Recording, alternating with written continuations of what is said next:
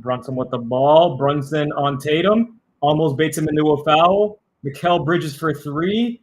Brunson with the rebound. We are back to Mikal Bridges. Bad pass. Tatum goes in. Tatum going to the hoop. And Derek White goes and follows him. You cannot let the Celtics beat you at speed down the court in effort. You're at home.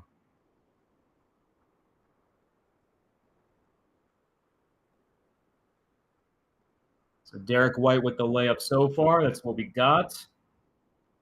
Cat with the ball here.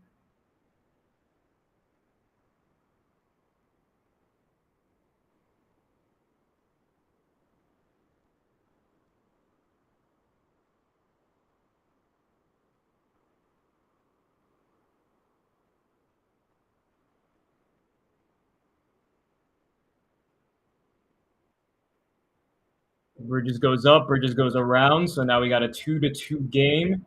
Derek White here with the ball. Handing out VIPs for anybody who needs VIP right now to go and watch the game. So we've got a few visitors taking a look at us. If you want to watch the game live with us, then ask for VIP. We have 2 channels, so you will be able to go watch that if you want to. Just let me know in the chat. Just type in VIP, and you will get access to watch this game live with us. Full transmission, full access, no gates, none of that sort. You'll be able to watch everything as if you would be watching it on your preferred streaming service. And there goes Drew Holiday. Speaking of which, right to the rack. And there we go, already with a nice little quick one for Drew Holiday. We expect him to be active on defense and on offense, but mostly on defense is going to be where, the New York Knicks are going to be looking right now. There goes Jalen Brunson. He takes the pump fake. They're surrounding him right now, not letting Jalen Brunson get any offense. Cat is right there in the paint. And by design, that's what the Celtics are going to want. They're going to want to let Cat beat them inside the paint. They're going to be freezing out Brunson, it looks like, already as we watch the beginning of this game. And so we got our nice little box score over here in our window. So I'm going to go and fix this real quick while we are waiting for the next free throws to go up for Karl Anthony Towns, who right now is putting his first points on the board, I'm sure.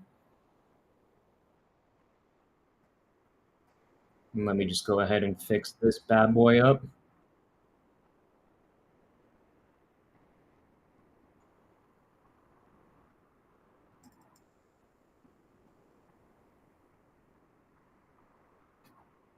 And I think I know what I'm going to do on this one. And there goes Cat with the make. You'll love to see it.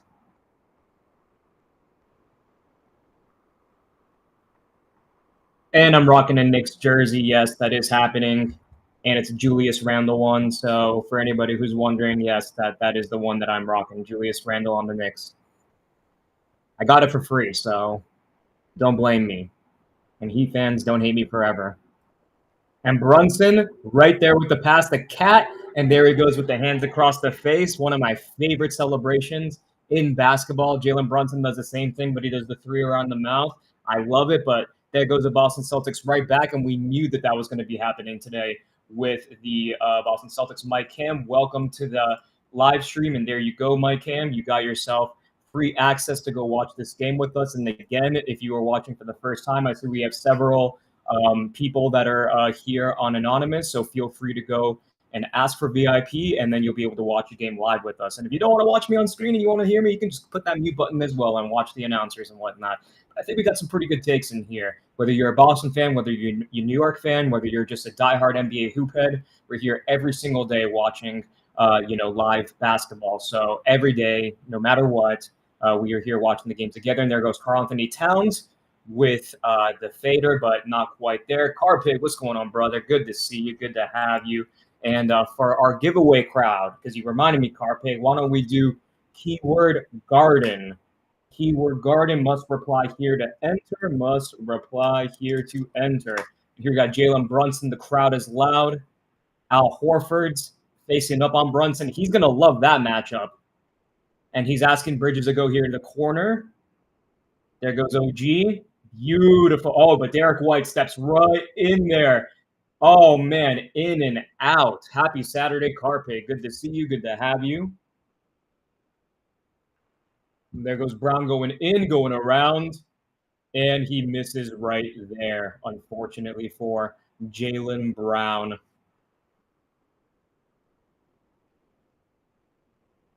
Jaylen one more time. He really likes that matchup, and he should be able to make that. I'm quite surprised that he's not making that, yet, but we'll probably see that going in sooner rather than later, if I had to guess.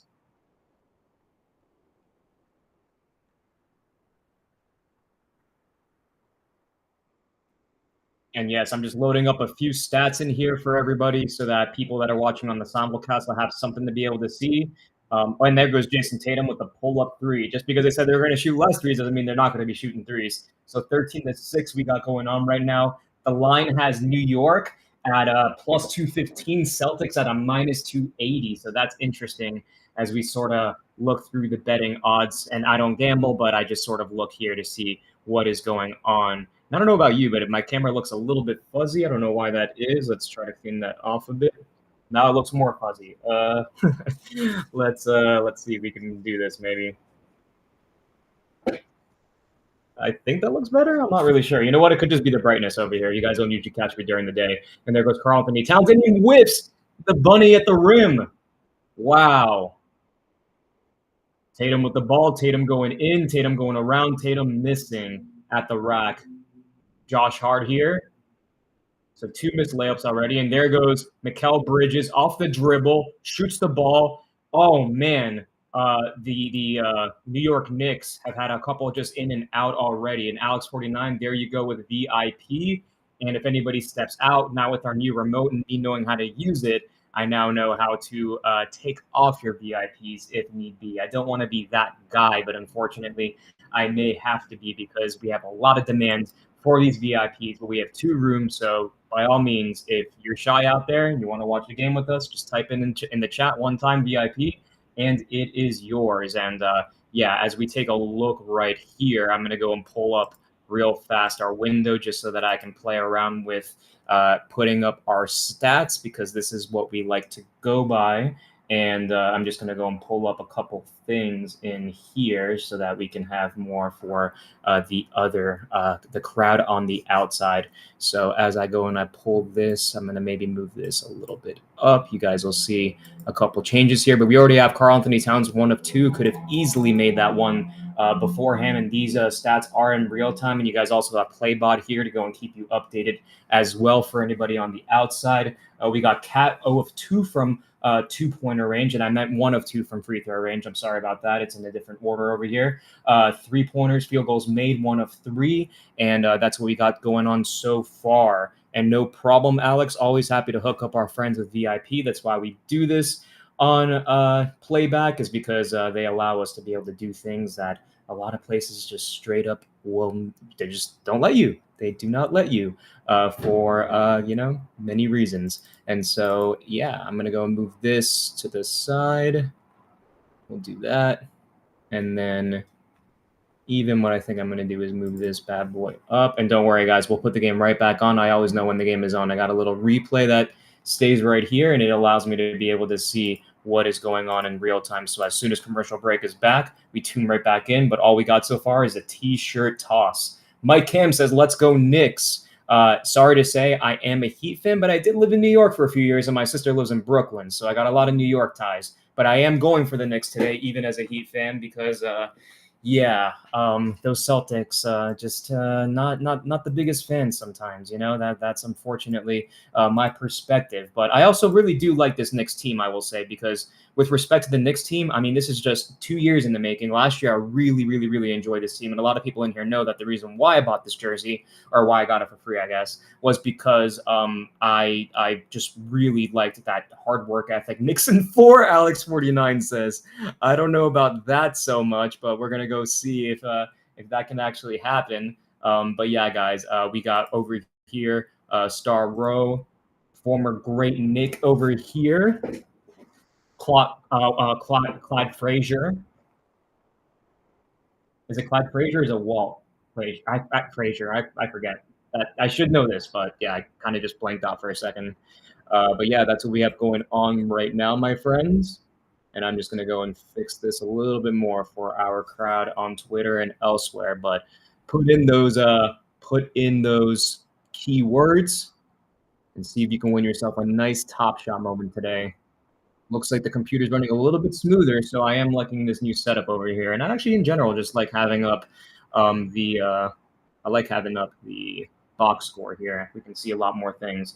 Another slow start by the Knicks. True, Mike Ham, but you actually like that because a slower game for the Knicks is better against the Celtics. That is going to be the key differentiator for you guys. Keep it at the pace, at the half court pace, and you guys, that's your game. That's your ball game. You're not a very high variance team shooting pull up threes and doing this and doing that. You're a team that likes to beat teams up in the half court. So this is definitely where you want to be pace wise, just in terms of generating shots. So couple easy misses over here, right? We saw Karl Anthony Towns miss a wide open layup. We saw a couple of shots go in and out. It could easily be tied right now. So that's where we're at. AB87, welcome. We're at 19 VIPs right now out of 20, but don't worry, we will clear up more on BDB2 if need be, so don't sweat it. If you're here and you want to watch the game, just simply type in VIP in the chat, and I will hook you up. So, yeah, that's what we got going on so far. We have Cat leading the way with 4 points, Al Horford with 3, Brown with 3, Tatum with 3, Derek White with 2, 15-6. Boston is ahead right now. That's what we got going on. We got Mikal Bridges passing the ball off to Josh Hart. Josh Hart with the ball. Hand off to Brunson. Brunson, not Branson, goes around with Peyton Pritchard on him. He likes that matchup. He also likes Horford being on him. And he steps back, and Brunson, you just love that play from Jalen Brunson. That is just quintessential playoff Jalen Brunson, clutch playoff Jalen Brunson. And now we have Jaylen Brown posting up Mikal Bridges in the paint. So he knows the assignment, and he was doing that a little bit at the beginning of the previous games where he was posting up at the beginning, but he slowed down after. So let's see. KP's getting in the game right now as well. He has been injured, and it's his return back to the Garden, where many Knicks fans were very sad once upon a time when he got traded. I believe it was they traded him away for Spencer Dinwiddie when he was on the Dallas Mavericks. But yeah, there was that whole trade on the Knicks way back when. So yeah, that happened. I don't think that was a Brunson trade, right? Because the Brunson signs. But either way, Brunson leaves the Dallas Mavericks, ends up on the Knicks, and somehow, some way, we're here in 2025, and Brunson is deeper in the playoffs than Luka is. Sorry to our Lakers fans out there. I know there's a few of you guys out here. But yeah, that's what we got going on so far in this one. I'm going to pull up the shot chart on here shortly just so that we can go ahead and have that. So, or now that I'm realizing if I do a window thing, it may not work the way that I'm thinking. Mm-hmm. But I do know what I'm going to do here. Yeah, and that is a beautiful shot right there.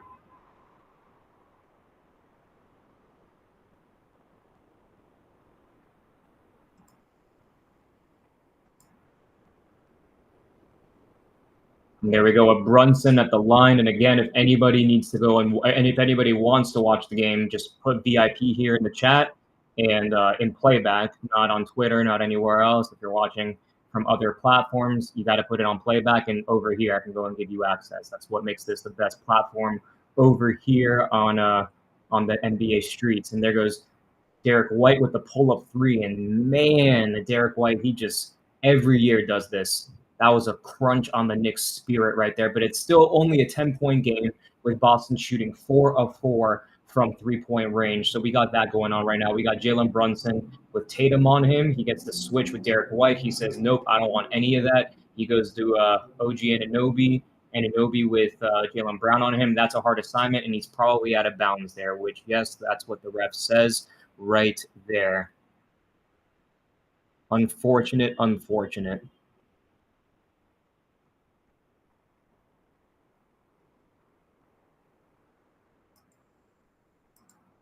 All right. Just loading up a little something that I got over here to put up the next stats. Hail Fox, what's going on, brother? Good to see you. Good to have you. Mitch Robinson, so they're putting him in now to match up with KP. And Mikal Bridges and all of the first-round picks traded for him just went and made that over KP. Great layup right there. And there goes Derek White on Brunson. He likes that matchup, but Mitch Robinson cleans up. Back to Brunson. Brunson goes and starts up in the half court here. And again, this is where the Knicks want to be. They want to be in this half court offense because this is who you have right there. Jalen Brunson with Pritchard at the hip. He probably should have made that. I don't think the defense was anything tough over there for Jalen Brunson to go and make, but he was just a bit soft on it. And here goes KP. KP gets the ball ripped, but Jaylen Brown gets it. And there goes Peyton Pritchard with a very and he blows the layup. Peyton Pritchard. Oh no, they gave that one away. They gave that. That's a free possession for the Boston Celtics. Let's take a look at that one again, guys. Take a look right here. So first he blows the layup because Mitch Robinson goes and scares like the freaking daylights out of him. No, I don't see it there. Show it again. One more time. Pritchard does get it, but I can't really see right there what goes on, but I'm not a fan of that foul. They bailed him out. And yes, Pritchard won Sixth Man of the Year, but he has not had a good playoffs thus far. And I did tell you guys to keep an eye on that storyline. Just because, I mean, it's not that I don't like Peyton Pritchard. It's just, I don't know, when a guy's career has been like this for most of his career, and then he has an anomaly of a season, I tend to think he's somewhere in between that and up here. So somewhere in the middle, but he's been on the lower echelon of that. But, you know, he fought hard here to go and get his dues, so that's what he's got going on right now. Got himself a couple points. And here goes Mitch Robinson with the screen. They're trying to get Derek White off of Jalen Brunson. And Josh Hart, they're going to leave open every time. Unfortunately, not the greatest three-point shooter. And Mitch Robinson fights for that one. Brunson with the ball back. He's got Pritchard on him. He probably wants the ball back. I don't know if I were Josh Hart, whether he should have gone for that one. That was kind of a wild possession right there. In general, I'm not going face up against Derek White at all. And look, there goes Derek White. You should be more worried about him than you are about anybody else on the floor, both on offense and on defense. He is the guy that makes the Celtics work. And if it weren't for the San Antonio Spurs basically giving him away, I mean, that's basically what happened. So we are here with Jalen Brunson, Pritchard on him. He wants that matchup. Derek White is keeping an eye on him. And if you look every single time, Derek White is looking to get on Brunson. Every time. Every time he's watching him. So, I mean, there really should be some way of Josh Hart being able to punish him because I think they're putting Derek White on the worst three-point shooter on the floor. They're trying to have him on Brunson constantly, but if they get the switch, it's going to be on Josh Hart. So here we have Derek White right here on Jalen Brunson. All in on this game, you were signed in. I did not even play fast break today. I think I'm sitting out this round. I'm not 100% sure. And there goes a push right there from KP on Mitch Robinson, and he's already looking visibly frustrated on the floor. But yeah, you don't really like that if you're Josh Hart. Really good defense there by Derek White, and yeah, there's just not enough contact on that play. That happens after the shot.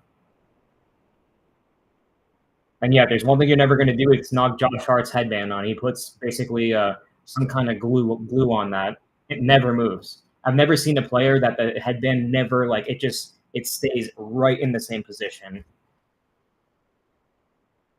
And there goes Mitch Robinson missing the free throw right there. While we're here, I'm going to go and try to add in my more stats on here. So let me do that real fast.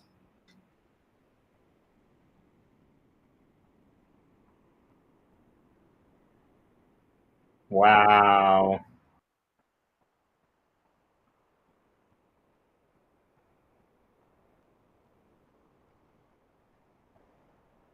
Tatum goes up, and Tatum with the make.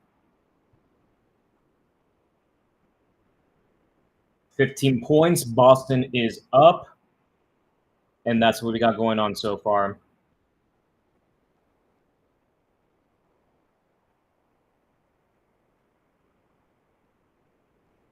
So I can't. Oh no, I can't do that. This thing.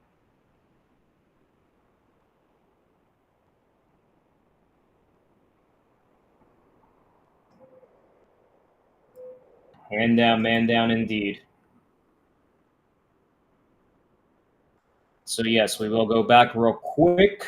And I do have the commercial break up here, so we'll be able to see it. This will just help me do what I need to do to get all of my stats up.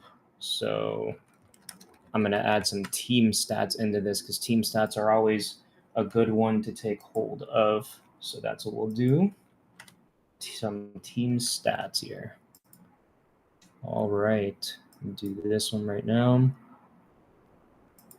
Boom.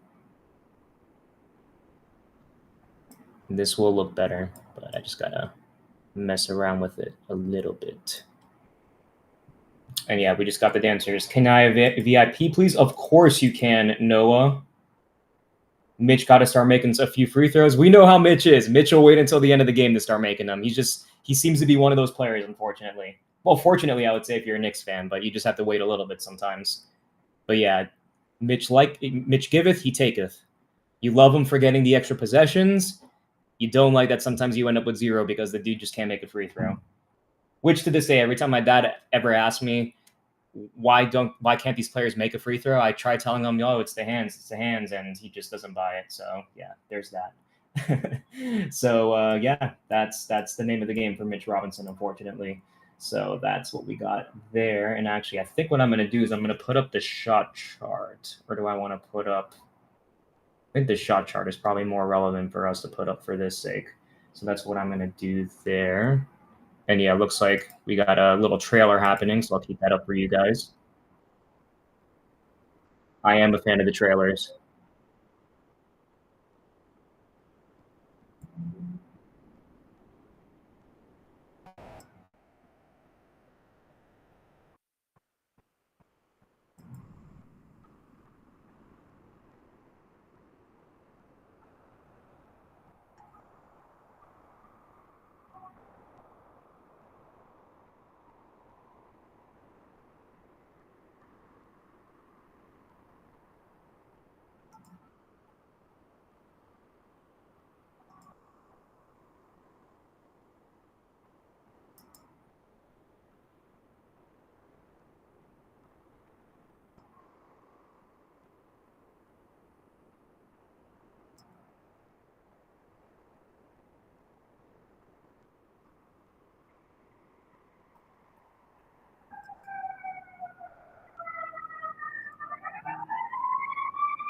Also, I guess we got to keep it here for Celebrity Row, right, guys? Yo, Ping Ping, what's going on, brother? Good to have you. Good to see you. Let me Stan loves 3 ultimates for Aaron Gordon. That game was crazy last night. Ping Ping, let me give you VIP in just a second. Hang out right there. Good to see you in here. All right, let me go to my VIP manager, and we got Salaf Moses, who is offline. There you go, Ping Ping. You got VIP. No problem, no problem. It's a 15-point game, but it's a lot closer than the score looks. There's been a lot of easy misses. Probably a little bit of contact there. I'm sure the Knicks fans right now. I mean, do you guys know how much they paid for these tickets? It's insane how much these tickets cost. But you see, you guys get to enjoy the experience for free at your homes. There goes a couple too many spins, I think, from Jalen Brunson. I'm not the biggest fan of this lineup so far, but now it's looking better. That looks much more smooth. And Josh Hart's still on the bench. I don't know if they're talking about an injury here or whether it's a matchup thing, but we'll see right there. Free snacks here too. Damn right. There goes Jalen going in. Jalen going, and man, they're really bailing them out on some of these. I don't know. As we say in here, for those of you guys who don't know already, you guys already know. For the regulars in here, know what I'm gonna be putting in right now. Our wonderful emotes, and one of our favorite ones is the fix is in. The fix is in.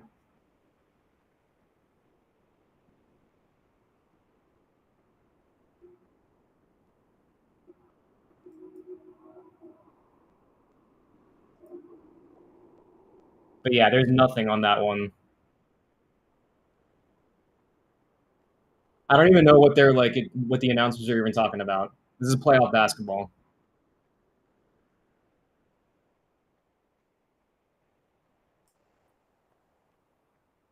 You don't call that nonsense in playoff basketball.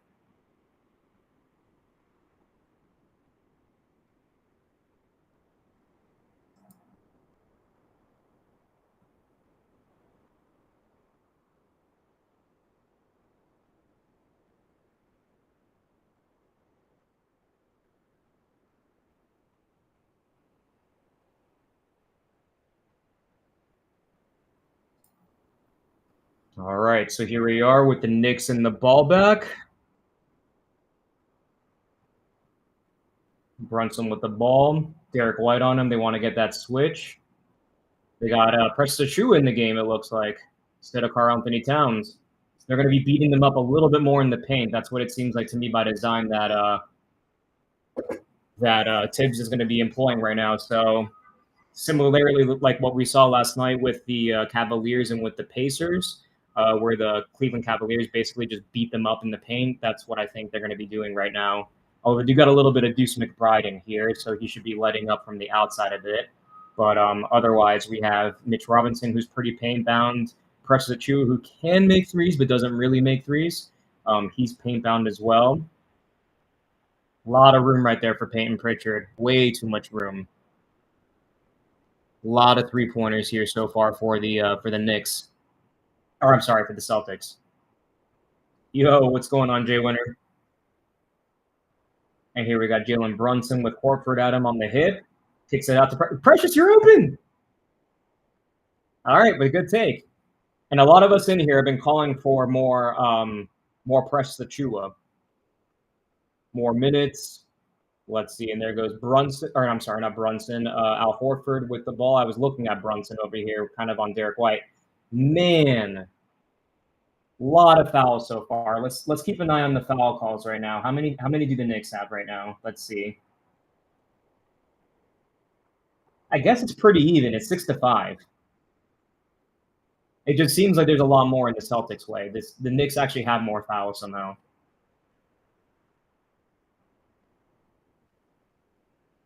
And pretty soon you guys will all be able to see the free throws in just a sec here.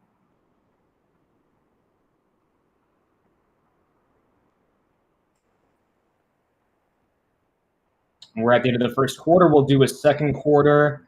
You know what? We haven't done 3-play in a while. We can do some 3-play. That'll be a fun one. And then we'll do a challenge too. We'll stack up some entries. Here goes Jalen Brunson. Jalen Brunson backing down. They're really crowding. Oh, man. Can Deuce McBride finally make one? Oh, and there goes Achiuwa. Man. If we got Stan Loves in here, how much do you miss Precious Achiuwa? I never wanted to get rid of him. Even for Kyle Lowry, which is effectively what the trade was. But, man, this is why you like him and his energy. It's just, this is the dimension he gives you. Always going to be a fan of him. Forever and ever.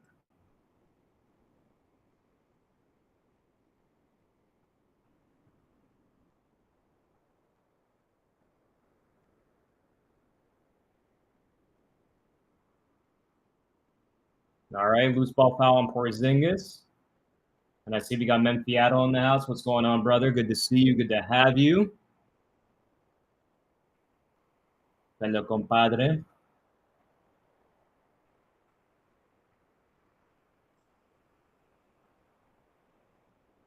There we go. Now that we got more players on the box score, I can stretch out this box score.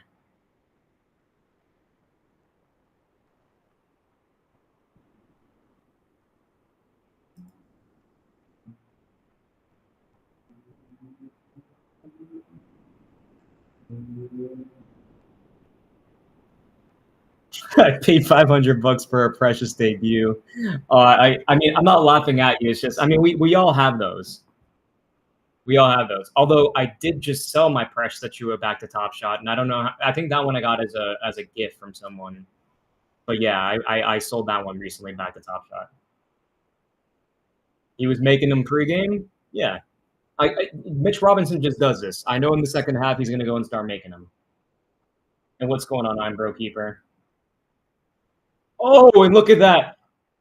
Oh, Precious almost goes and get it. Robinson, MVP. I like it. He's been very good this series, and I've always been a Mitch Robinson fan. I think he's better than being a bench big, but it's fine. It's ooh, and Peyton Pritchard going and making that. He's like, yo, Dream, I've been hearing all the shit that you've been talking. I don't know. I still got to believe it. You have 1 quarter under your belt in how many games?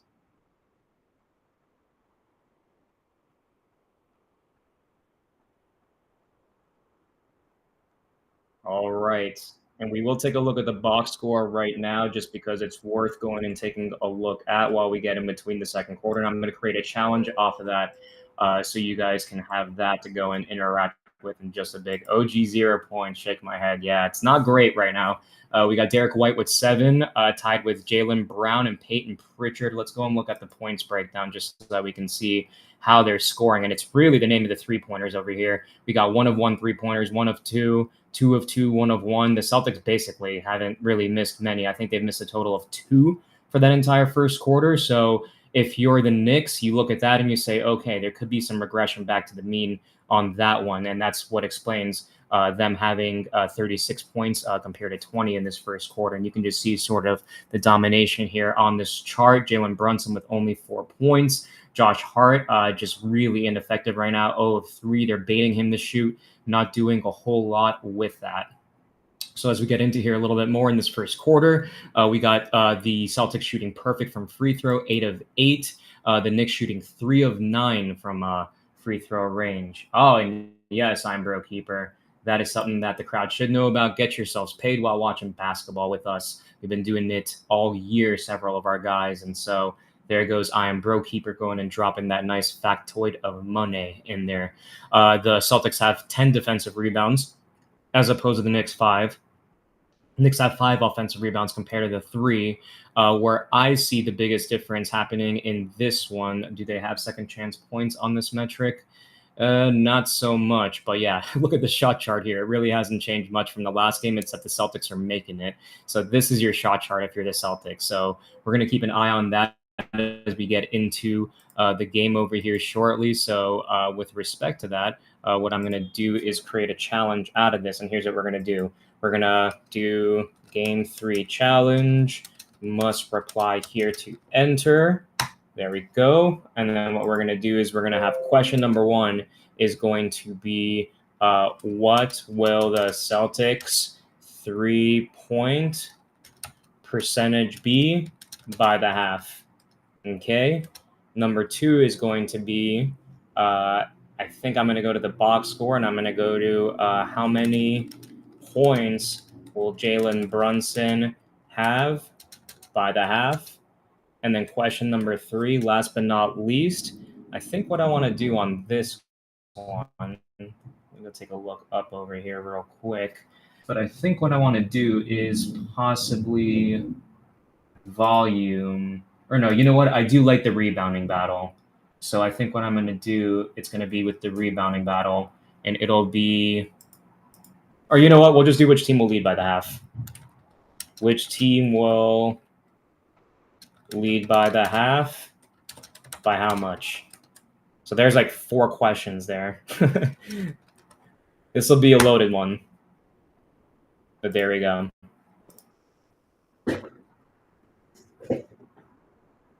The hardest one is probably the field goal, the 3-point percentage one. So yeah, here we have Jaylen Brown kicking it out to Peyton Pritchard. Peyton Pritchard with the ball. Mikal Bridges on him. Peyton misses it. Al Horford gets the rebound back, misses, but Luke Kornet goes and bangs up down low. It looks like they're going to be taking advantage of some size there. So you got 69% for the Celtics. I like it. Brunson having 16. Celtics at the half by 12. Ooh. So looking for a Knicks whomping. That would really suck to pay all that money for this and then have them losing by this much, but it's not looking great so far. That was a very tough finish there from Mikal Bridges, so give him some credit where credit is due on that one.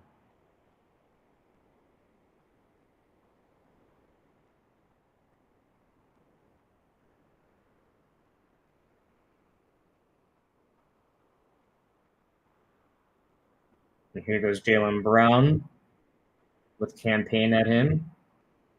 Nothing.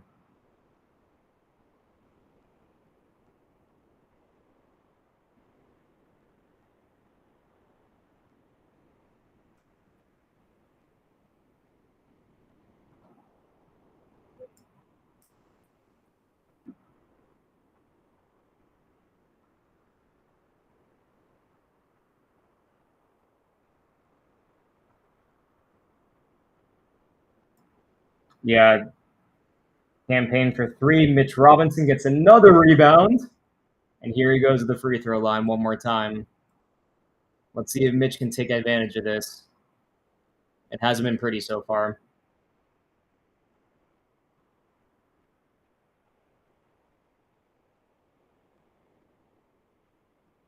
And remember, he's missed a lot of this season already, so that's one thing, too, that we have to account for his performances thus far. I would say they've been quite uneven, and it's because, yeah, I think he's been out for a long time, and it takes you sometimes a little while to get back, but he's had a pretty decent playoff so far, especially as of late.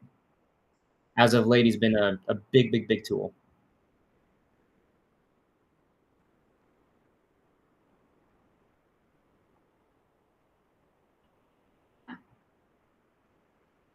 They're going to try their hardest to foul Mitch Robinson, which is obviously going to be an issue if he's not making his free throws, but they also need to watch their foul scenarios because last thing you need to be is in foul trouble during this stretch of the game. So something to keep an eye on as well. Iron Bro Keeper says people don't understand like the game is 90% mental. It very much is. It very much is. There goes Holiday with the step back, and I thought he was going to make that one because everybody on the Celtics have been making one. Do they get away with a little travel there? So 2 fouls on Brown so far. That's something to keep in mind of because he's banging up a lot down there in the post. So he could be someone who could be subject to some foul trouble. He's not going to be able to foul Mitch Robinson as much, for instance, but Mitch is getting some real good time right now.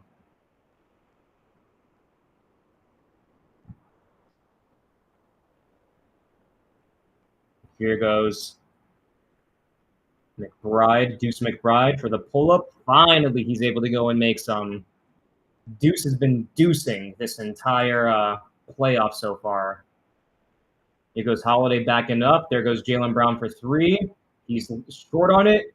Oh, and good block right there. What? Okay, come on.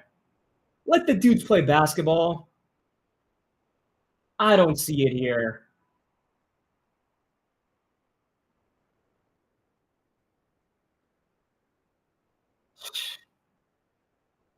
You guys already know what to put in the chat.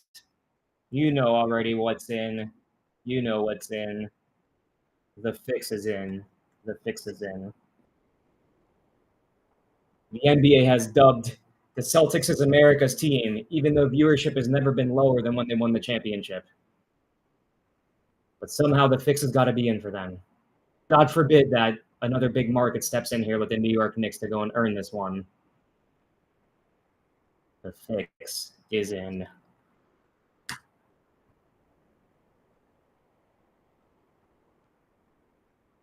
And here we go in the half-court offense. Mikal Bridges operating as the backup ball handler here. Oh, and that's a really good play right there by Jaylen Brown.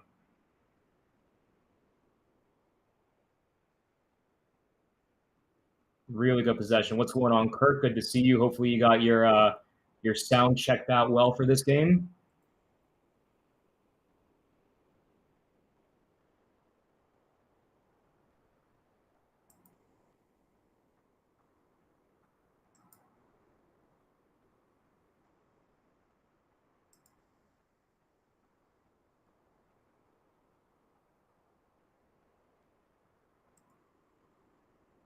And I've opened up access on B2B too. So if anybody's watching and wants access to watch the game, please let me know. We'll have it also on B2B too. So if you want to watch the game on there and you don't have VIP here, let me know and I'll hook you up over there because we're a bit tapped out right now.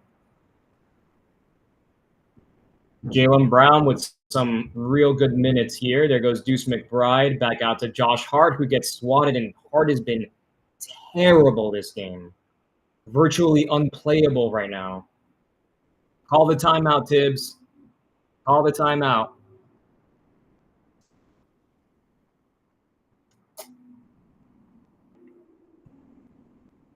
They're letting a Luke Cornett-led lineup. Now, keep in mind, there's no Jason Tatum on the floor right now. He hasn't been on the floor for quite some time.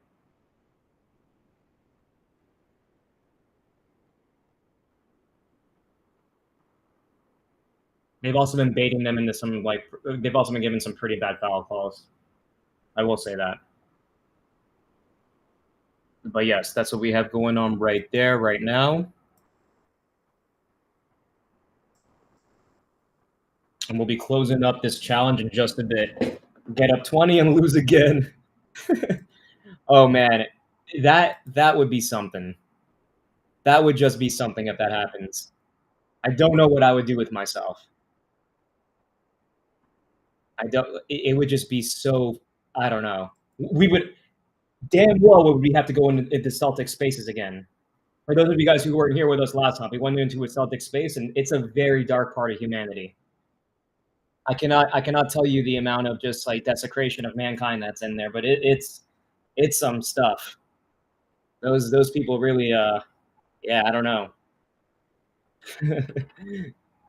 But we would have to go into those Celtic spaces again and go and give it a watch and a laugh because yeah, they would need a doctor. Because right now they're playing just the game that they need to be playing. And you were signed in. Where's the ranking on this one? You had Indiana pretty low yesterday.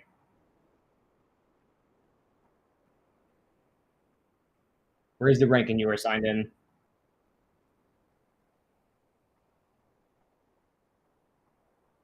And by the way, for anybody who's here watching the game, we do have every single playoffs games on. So tonight we will also be live as well. 11th in the West.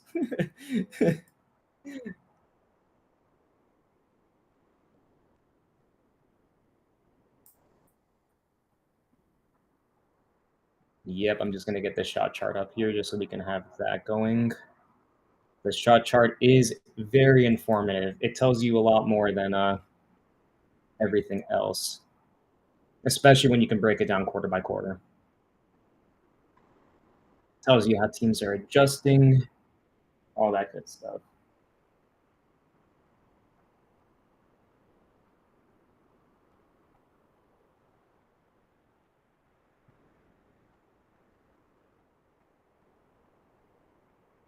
I suppose there are these stats too, which are decent.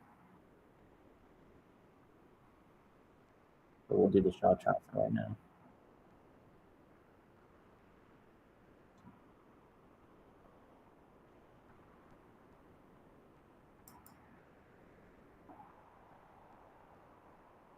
And I heard there's an app for this website too, so that could be pretty cool if I could actually stick it on a dashboard or something.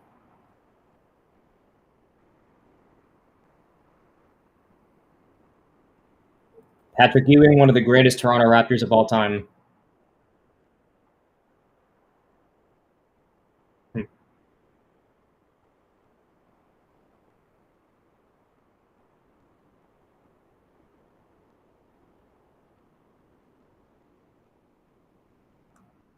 Steph Marbury, Bernard King. They're going through all the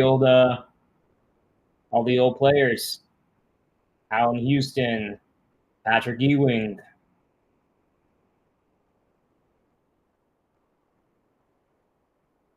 Give me 1 second. I'll be right there.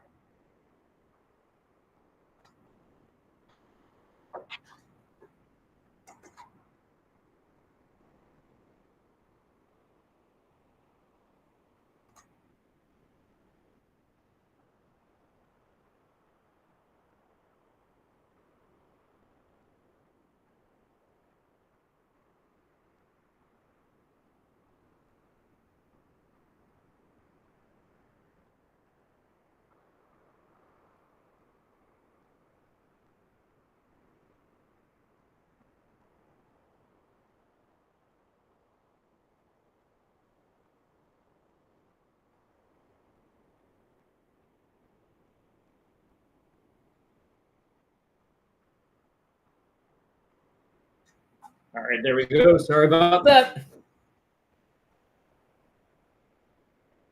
There we go. Let's see if New York can get this. You want to get this within a 10-point game if you can. There goes Cat for a pull-up three. He misses. I'm not a fan of that shot. Not a fan of that one.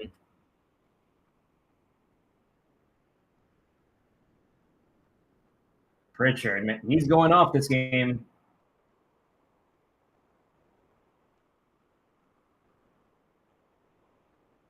A lot of blowouts in these playoffs.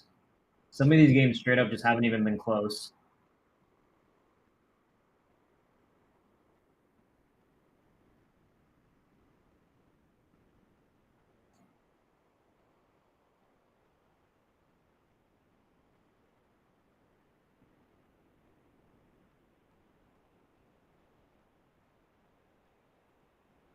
Did not show the.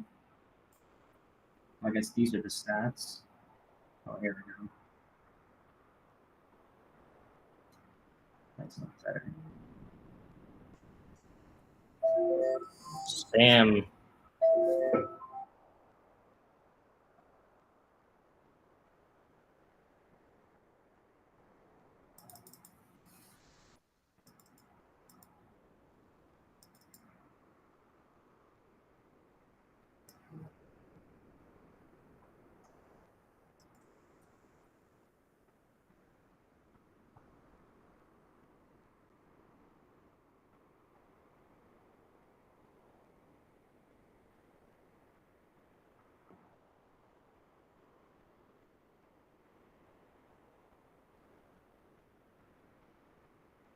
Yeah, Cat looks a little bit banged up right now.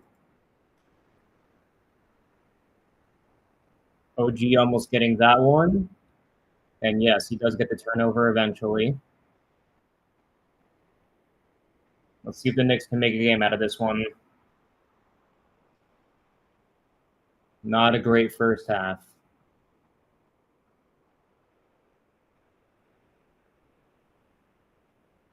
He goes Brunson. Brunson with Josh Hart there. And Hart gets the tough layup. Looks like he woke up. Good morning, Josh Hart. Good morning. Welcome to the basketball game. It's nice to have you back.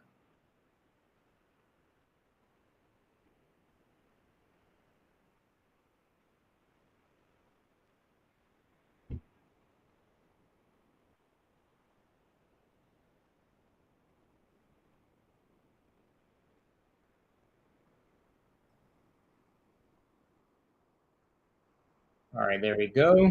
Finally got my nice little shot chart up. So yeah, that's what we got so far. We can now see it all in real time. We can see that the Celtics are still shooting pretty great from the field. So 2 of 5, 3 of 3 from the top of the key, 2 of 4 from the left hash. They haven't made any corner threes yet, so that's one interesting thing. The Knicks have made 1 3-pointer, it looks like, in this whole half. Is that true? Is that true? That is right. Cat is the only one who has made a 3-pointer. That is crazy. That's why the shot chart helps, my friends. That's insane.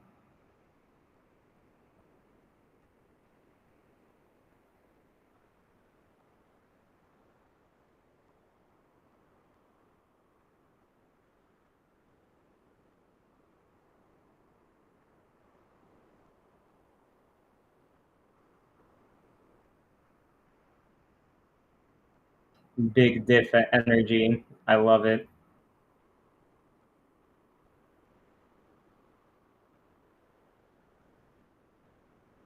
And yeah, this is where we get to some of the other stats. We got assists, we got turnovers, steals, blocks, personal fouls, position, and plus minus.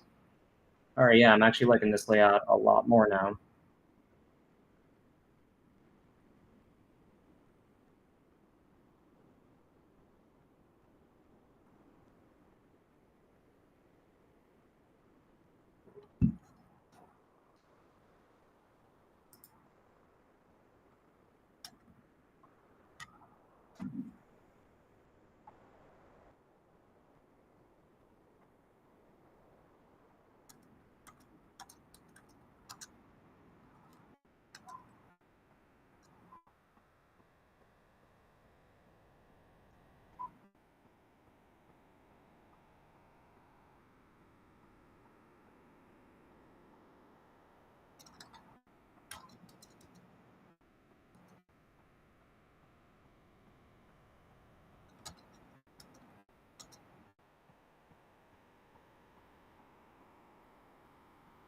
All right, here we go.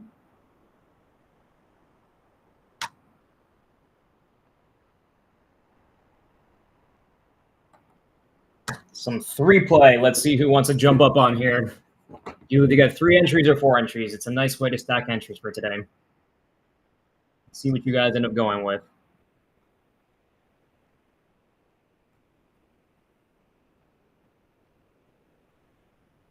Let's see who will be the first one up. And while you do that, I'm going to go and open up some VIPs. Oh, wow, all the VIPs are still here. Got a strong cohort.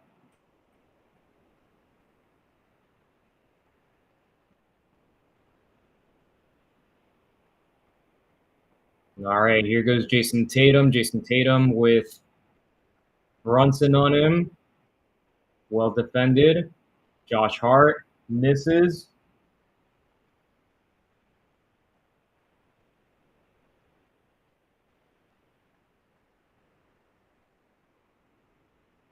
All right, we got miss, make, miss. And you can also call out which turn you want, too, if you want to go on the New York possession or on the Boston Celtics possession. Make, free throw, miss. All right, miss, make, miss. Let's see what's going on here. We got Brunson going in, Brunson going around. TK's looking for a miss. Brunson goes in. He backs up on Derek White, kicks it out to Josh Hart. Oh, I think that's going to probably be a miss. Oh, but there goes Karl-Anthony Towns. Oh, they're waving it off. All right, so it is a miss, TK. Damn, that's a shame. Let's get a look at this one again. Oh, I don't know about that one. That looks way more off the rim. But yeah, TK, you're still in this. You're looking for a make. And that's going to be a TK. Sorry. We're going next. You are signed in with a make, free throw, miss. So let's see here. We got Mikal Bridges going into. Oh, and he gets swatted. Josh Hart from KP. And here we got in transition. That is going to be you are signed in going out. You are signed off right now from 3-play. We got I'm Bro Keeper next. Miss, miss, make. Miss, miss, make. And we got the New York Knicks starting the possession here. So let's see if we get a miss. And Brunson's going to go. Okay, it's going to be an M1. And there we go. I am Bro Keeper. Unfortunately, you were out, my friend. Now we got Stan Loves next with a miss, miss, miss. Yeah, there's been some sus stuff, Stan Loves, this game. A lot of weird, wonky calls, unfortunately. And there goes Brunson with the and 1, though. So 33-49, most likely. There we go. And we got Stan Loves next with a miss, miss, miss. So let's see here. Derek White with the ball with Mikal on him. Porzingis giving it to Tatum. Let's see if we get a miss here. Oh, and no. Jason Tatum says, Stan Loves, you're going to need 3 misses in a row in order for you to stay in this one. Let's see. Oh, and block there from Derek White. Man, the Celtics are just really outplaying the Knicks right now. And that's going to be a miss. There's 1 for you, Stan Loves. You get 2 more misses possibly. Let's see. They're going to try to go to Jaylen Brown on Brunson. There is a mismatch there. They're going to double up. They got the hash in the corner. It's really open. So, yeah, that's going to take you out, Stan Loves. A lot of 3-pointers for the Celtics so far. Here goes Brunson for 3. Short. Cat with a really nice rebound.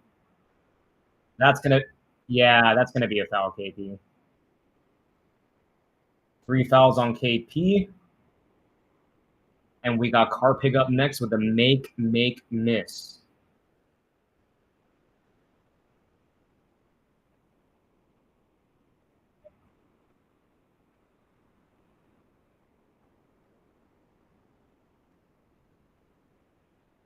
I would have cheated off of Porzingis. with the way that Pritchard is shooting right now. Celtics are now, what is it, 6, 8, 9 of 15, 9 of 15. That's crazy.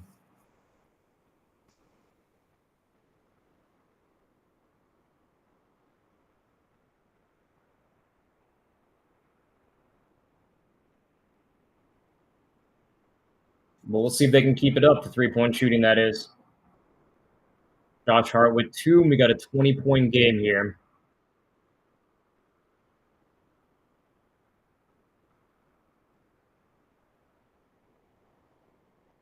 Jaylen Brown with Josh Hart on him. Hart makes it. Oh, oops. I forgot we were going to be doing I was closing the challenge. Closed while we do free play. Sorry, Carpig. I don't know where we're at with you, but we're going to go and count the next play over here. This one I meant. Sloppy right now. Sloppy. Brunson looks slow this game. There we go. All right, Carpig. That's a make. Let's see if you get another make and a miss.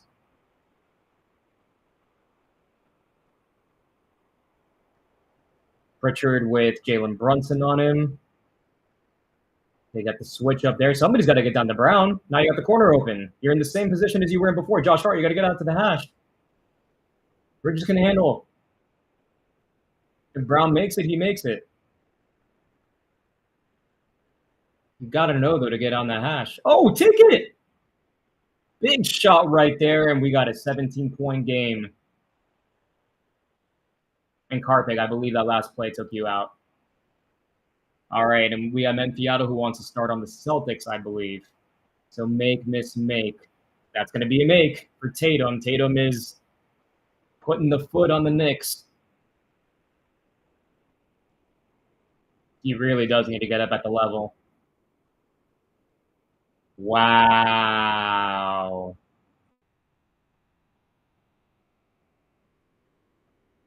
They're calling some stuff this game.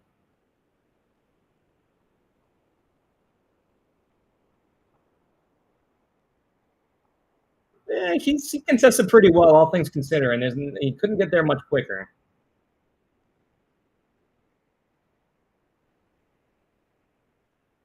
Dang. All right. We haven't really had another possession Menfiato, so the next one we're looking for is a miss. Technically, these are possessions, but, I mean, they're so sloppy, I'm not going to go and count it for you. Especially as one of our MVPs, and if you enjoy us on B2B as you have the full year, always appreciate the subs. Always appreciate the, the love from the community.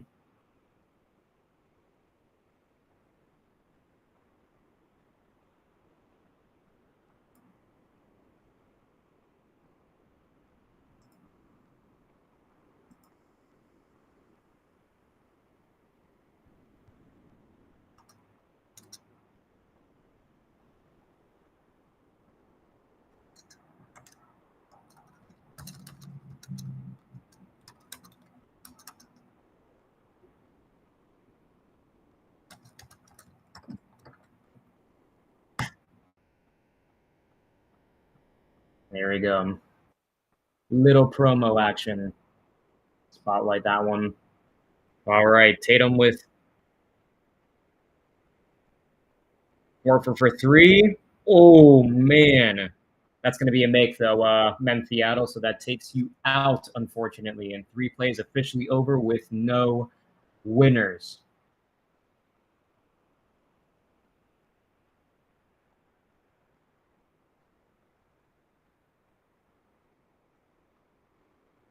Just as New York was climbing back, Boston comes and is starting to stomp their way here to the end. Tibbs is trying to get a travel call. Don't know that you're going to get that one, Tibbs.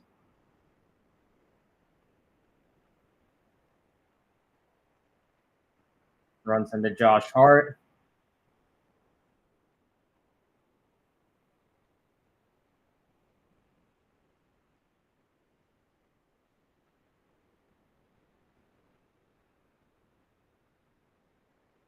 Tatum with Towns on him. Pulls up for three. Way off. Man. Absolutely brutal right now.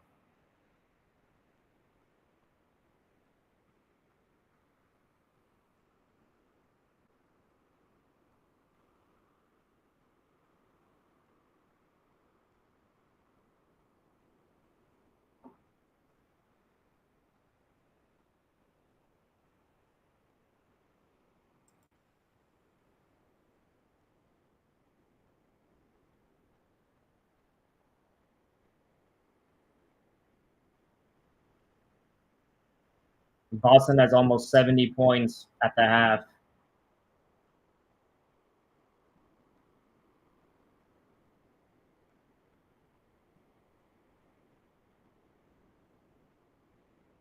I mean, there's one very simple recipe you could do here, and I'm already looking at the box score and can identify what it is.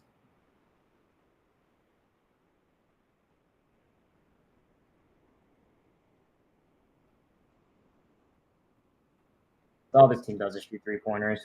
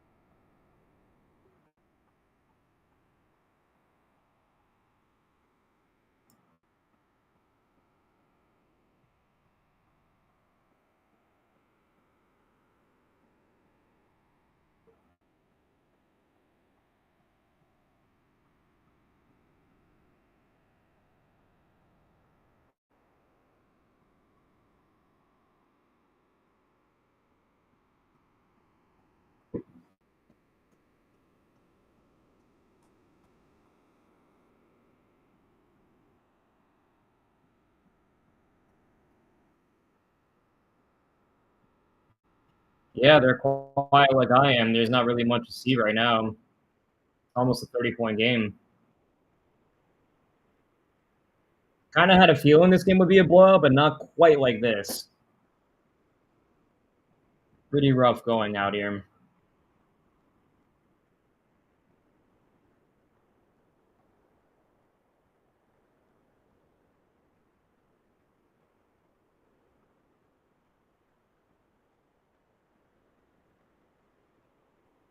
Not a lot right now.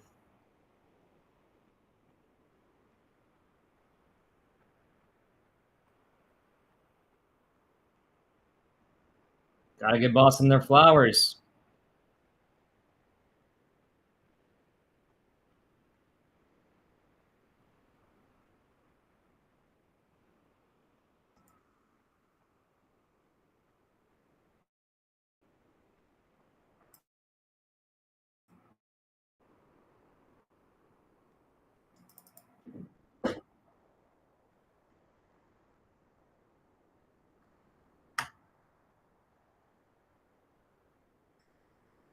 All right. Well, let's get into this real fast as we go and we take a look through the challenge.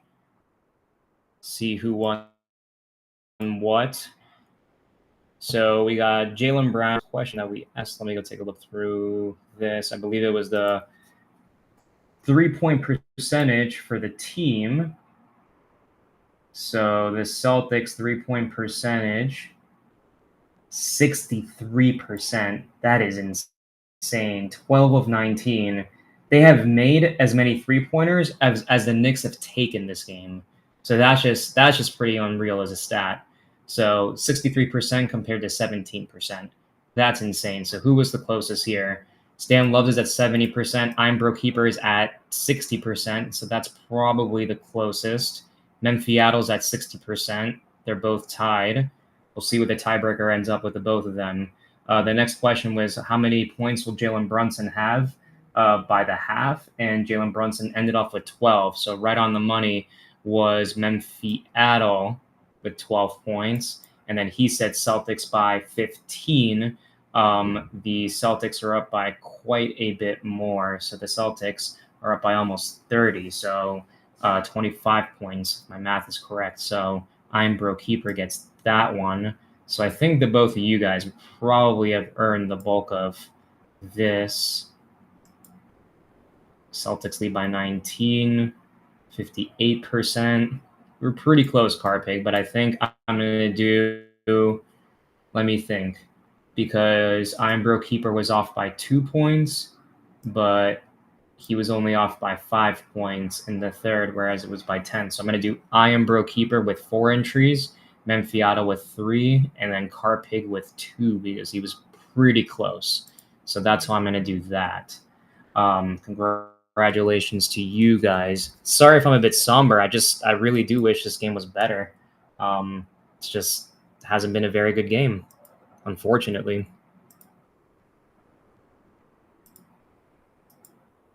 I mean, it's been good if you're a Celtics fan, but for any of us just in here trying to watch a good basketball game, a few of these games have already kind of gone out this way, so that's why I'm a little bit, please, I'm ecstatic. I Am Bro Keeper says game ain't over. Yeah, it's not, but there's a lot that's fairly sure if it's going to happen, if I'm being completely honest.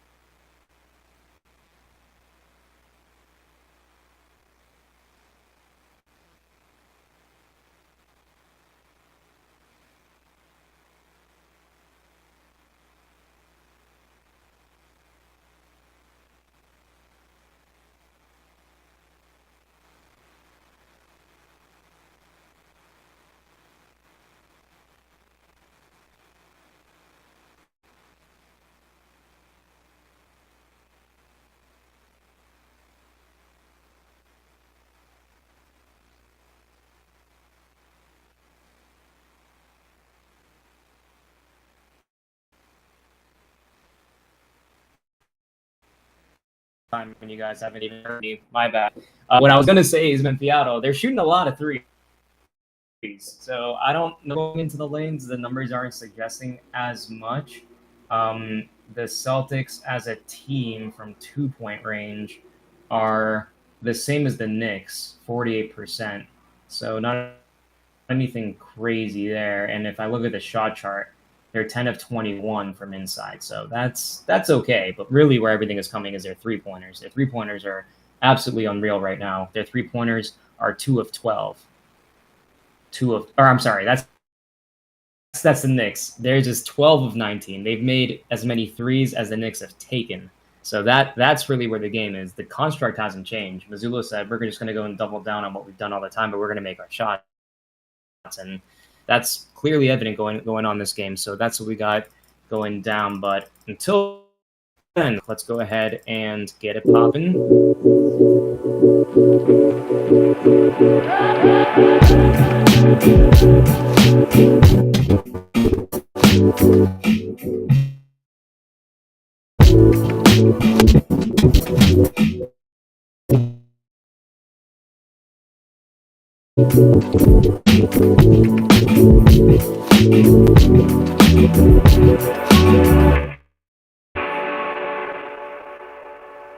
Let's see here. We're passing Menfiato. We're passing DJ Pasquan. Passing TK. Iron Bro Keeper. Kurt. TK.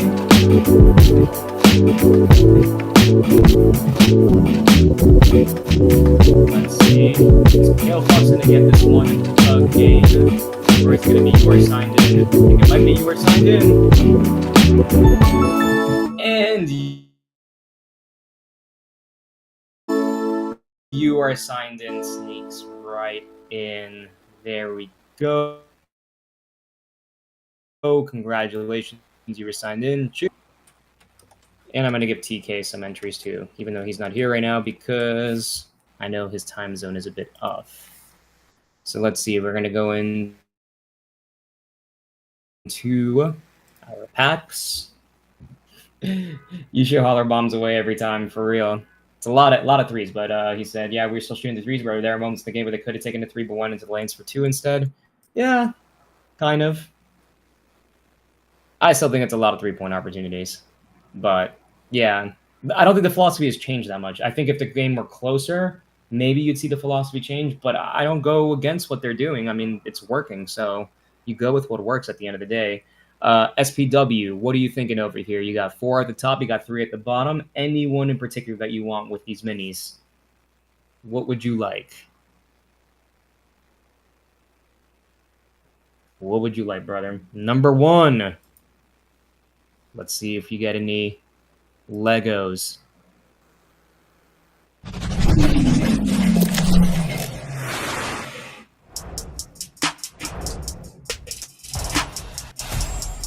Giannis. Cade Cunningham. That is a womp womp. We get our $2 back. All right, let's see what goes next. Next.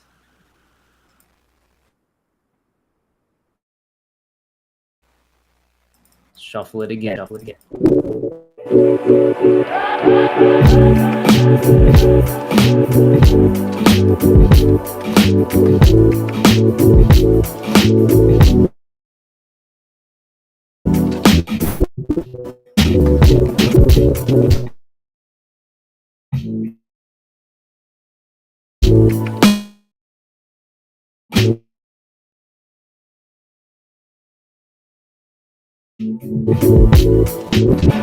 Oh, yeah, your son has to be back too. And I'm Rowan and Amber. Open up those for you guys. My bad. That actually is on mine.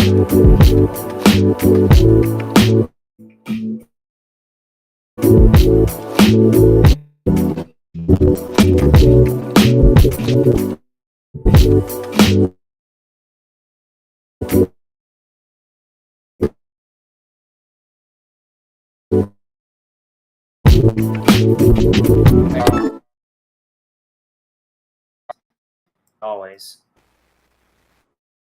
So we will go, and I will guys up all packs. For the people that are here, let's go and tell me which pack do you want out of these. These are all minis. So Chewy gets one, Iron Bro Keeper gets one, and DJ Pasquale gets one. So choose wisely.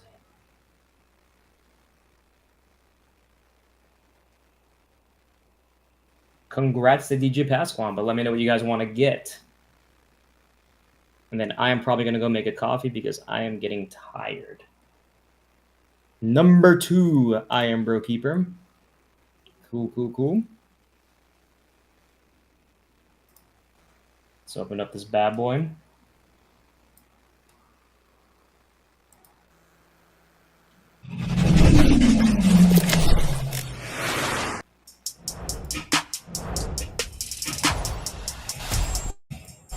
Kyrie Irving.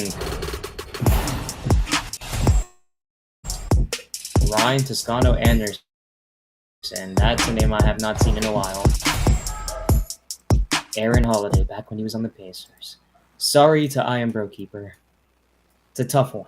But Chewy, which one would you like? Which one would you like, Chewy? Oh, he said 6. 6 it is. Although there might be 5 now. You just meant the last one. Oh, you want number 4. So you want the 4th out of 5th, or you want the 5th? Oh, okay, you want the 5th. And so therefore, I will choose the 4th and open the door that you didn't get. Well, I guess it would still be the same one that you got, but we'll open up the 4th anyway. From Mr. Pasquan. PG. I need to that. So this kind of sucks. Oh, there you go, Chewy! A Heat moment for the win! Tyler Hero, number 675. There you go, Chewy. You're late, but you won from the SPW stream. You got it. Now you can swap that moment in for $15 and get a $15 moment. I don't know if we have anything existing from what you got. No, I think you actually got something the other day, from my recollection. But let's see how much the hero is going for, and then you can let me know what you want to do. So we'll either trade it in, and then you just tell me what are we. But let's see what we got. Hero for the win.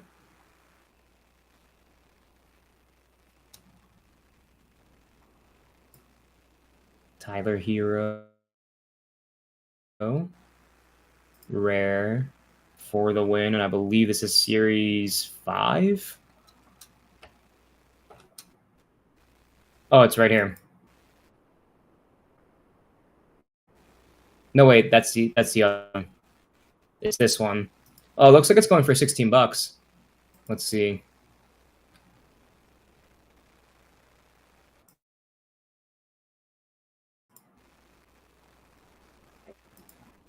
By the way, I'm trying to see the quick look on the game to make sure we're not missing it, but it's not letting me see it. So now I can see it.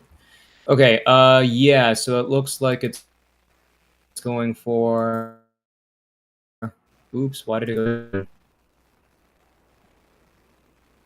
That's weird. Did you guys see that? It's on this moment, but it went to the other moment. Yeah. So it looks like you would probably be able to sell for 15. So I would say probably take the Dapper back, but you let me know what you would rather do. Keep the hero or trade in the hero. Rush on it if you want. It's I just have to do it within 48 hours. The Dapper, okay. Chewy takes the Dapper. There we go. And then, yeah, just let me know what you want to go in and scoop up next time. Congratulations. And now we will open up DJ Pasquan's pack. There we go. Number 3.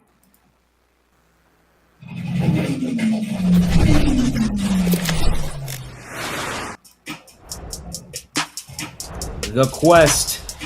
Chet Holmgren.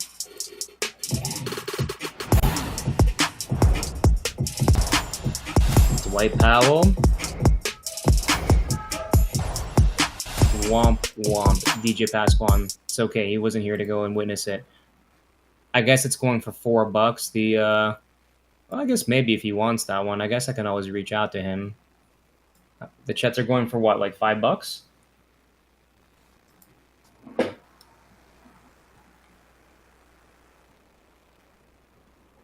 Because I forgot these packs are $4. It's different than the $14 ones.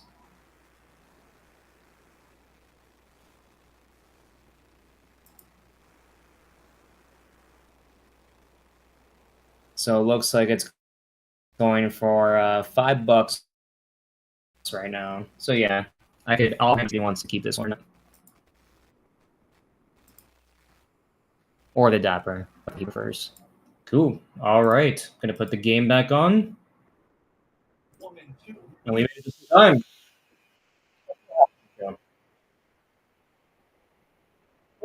Problem.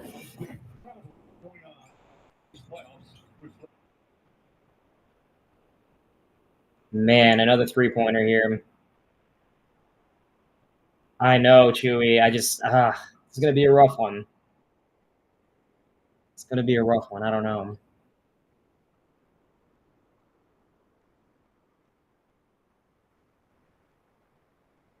It's all about the diff. People are gonna be begging for their refunds this game. I mean, I can't imagine. I don't even know what the cost was for this. I know it was like several $1,000s.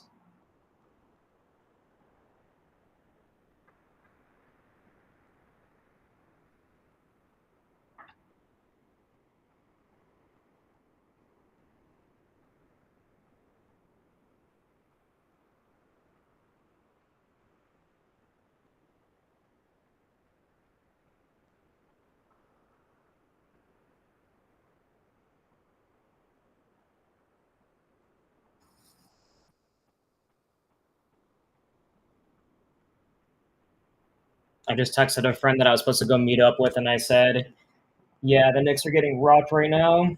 Um, Chances are is that they are not going to be. I don't know. There's a lot that needs to happen and for the Knicks to come back in this game. That's the unfortunate reality."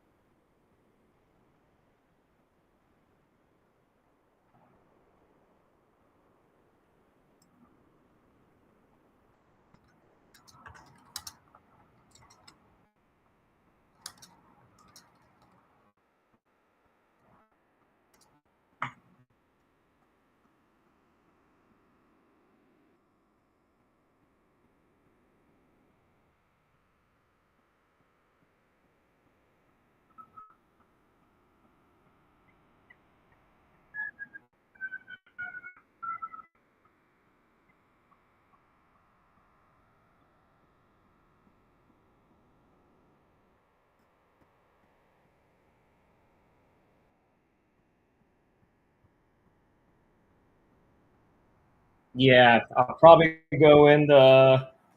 I mean, I'll be around here. Just yeah, it's a 31-point game. So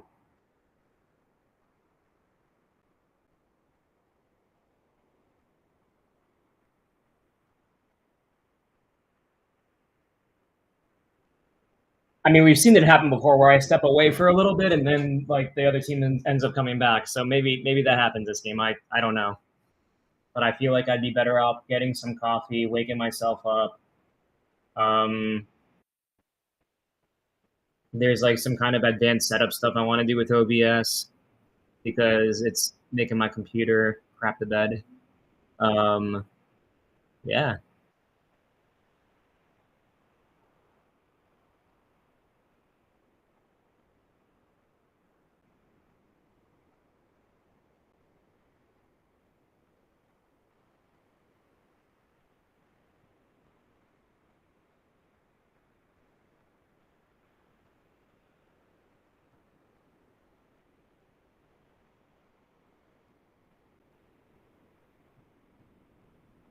like I might like just legit like want to play video games.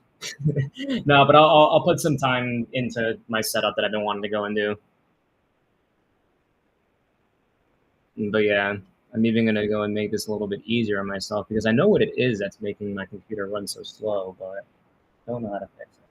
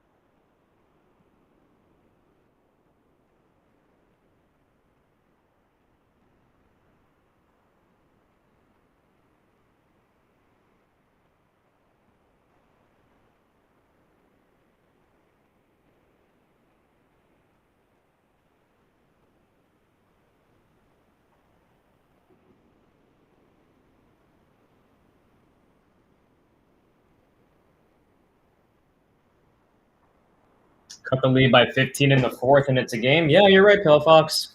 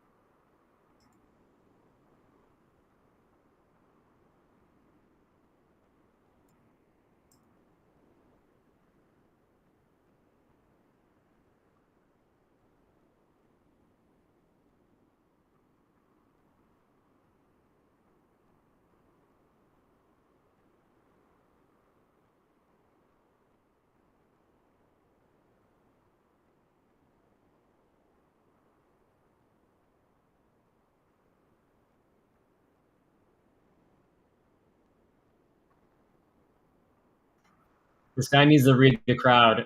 Absolutely nobody cares to cheer this guy on. This is the worst time right now to be over here trying to like pump up the crowd. I mean, I don't blame him. There's only like one time that you're going to be able to do this probably in your life, so might as well enjoy it, right?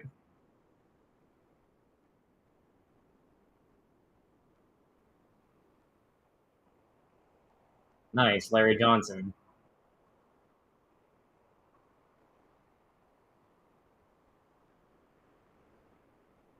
That is pretty dope, Hill Fox. That's what I was just thinking.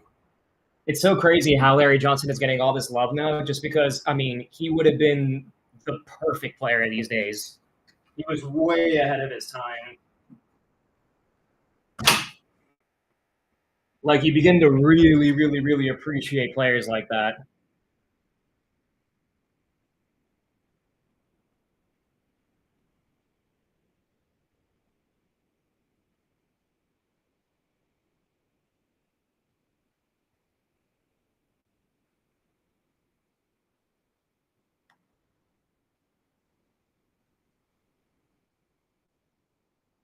They haven't cut in any Spike Lee scenes yet.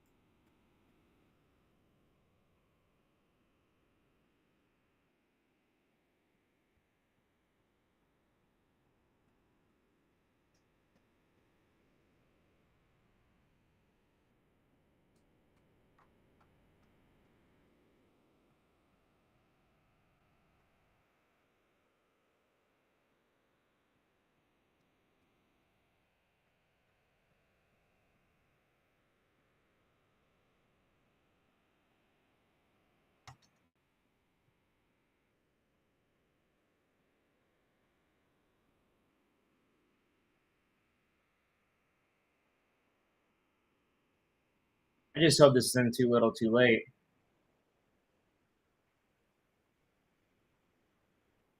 Sure.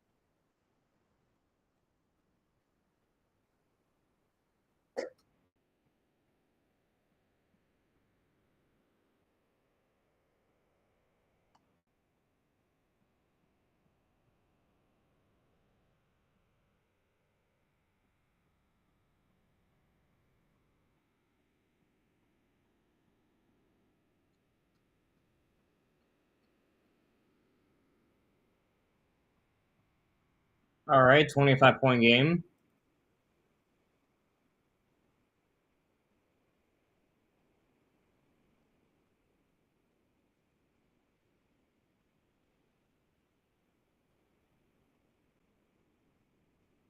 I mean, if they're just going to keep shooting three-pointers, by all means.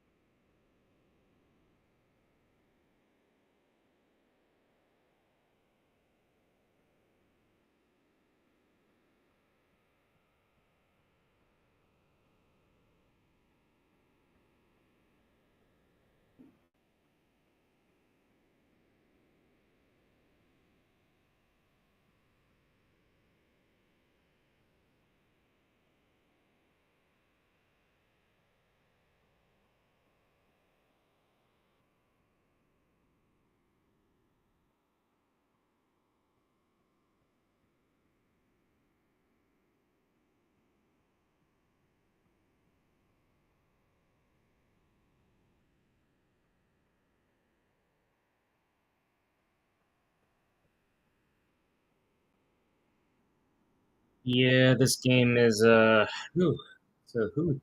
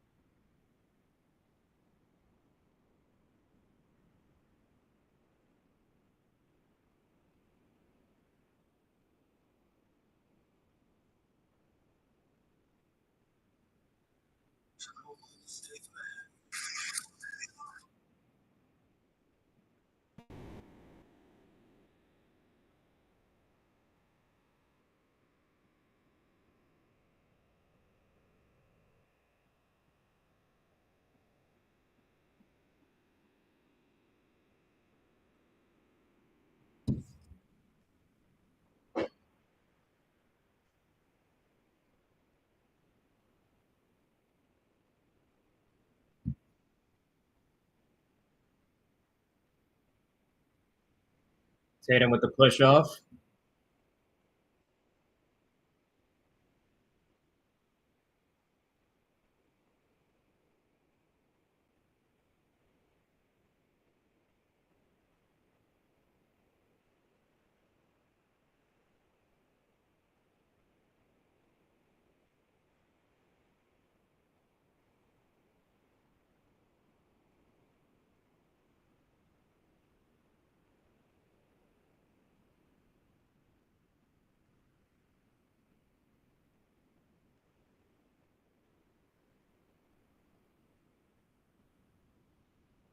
So, how early do we think that the Knicks are going to go and bench their players?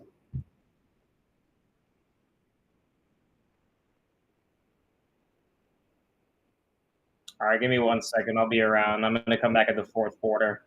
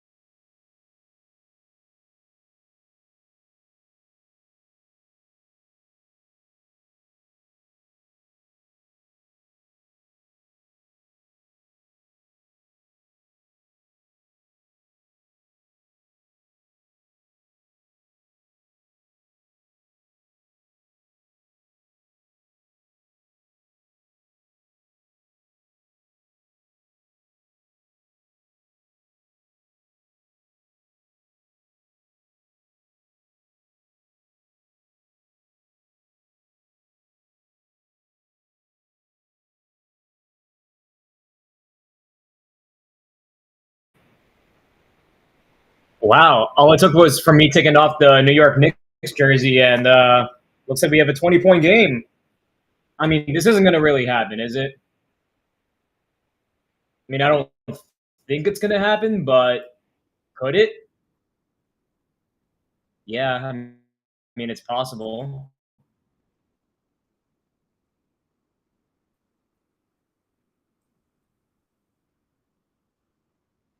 Yeah, we'll see.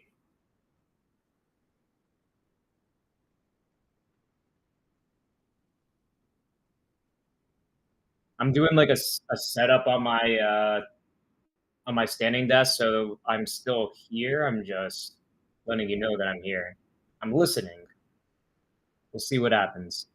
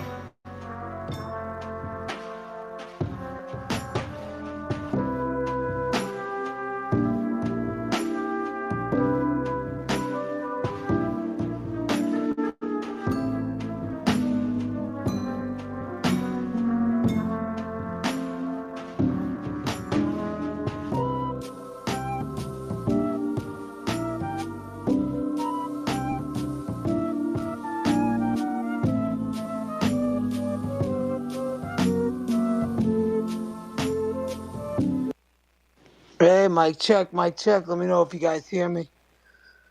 Just open emoji. Just throwing up. I did a little.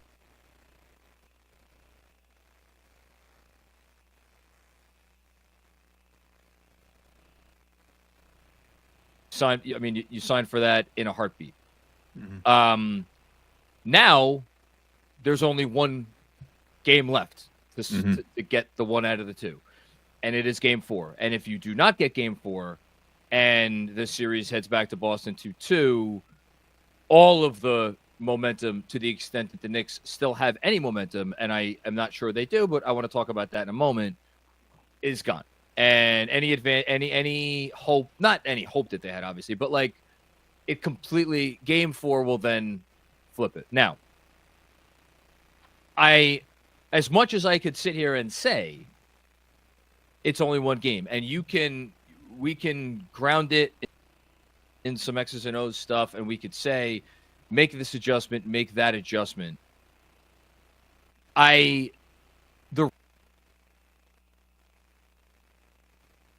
Is because of two reasons. One, the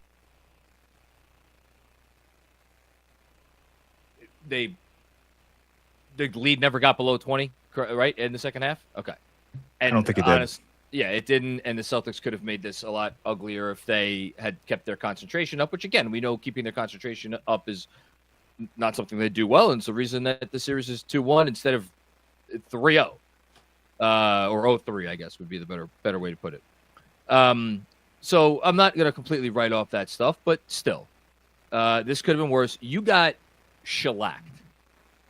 And you got shellacked on a day and in an arena where there was more hope, excitement, energy than at any time for your franchise in the last 25 years, at least the last 25 years.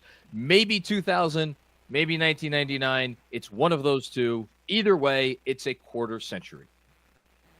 And for you to do that, and I have to stop myself because I was going to do this at the top and I forgot, and let me do it now because I don't want to go too much longer.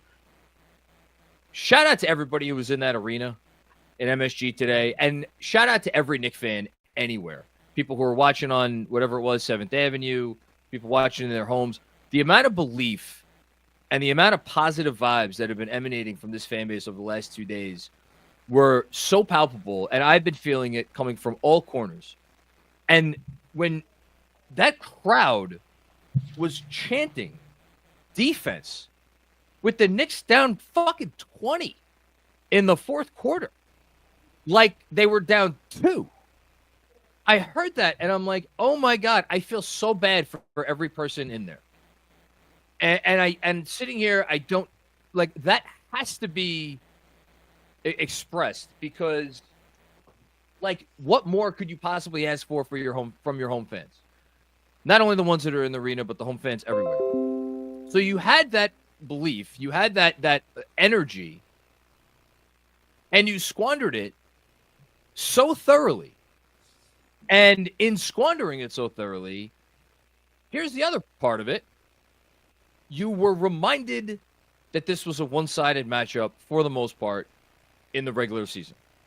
And the coupling of those two things, squandering all the energy, and the Celtics coming in and reminding you, reminding themselves, reminding everybody in MSG, reminding everybody in the city of New York, the city of Boston, everybody who watches basketball all over the planet, that, hey, when we go out there and we play our game and we execute, you probably can't stay on the floor with us. Now, having said that, 20 for 40 versus 5 for 25. And it was even more ridiculous in the first half. What did you say the first half shooting, three-point shooting was 12 for 19? 12 for 19 for the Celtics. So 12 for 19 for the Celtics. The Knicks got their third three-point make in the beginning of the fourth quarter. So if you want to sit here as a Knicks fan and look at those numbers and say the Celtics were the team that needed to win or they went home, we were the team that had the little bit of wiggle room, they shot the lights out of the ball. We didn't make our third three until the fourth quarter. Chalk it up to a bad shooting night. Chalk it up to a championship team that was playing with the appropriate desperation. I'm not gonna completely dispense with that viewpoint, and I'm not gonna sit here and say like that viewpoint is unfair or it's nonsensical. But between the defensive end that you already talked about, and more importantly for me at least, the offensive end, I mean, if you're the Celtics, are you not going into Monday night's game with all the confidence in the world? You have to.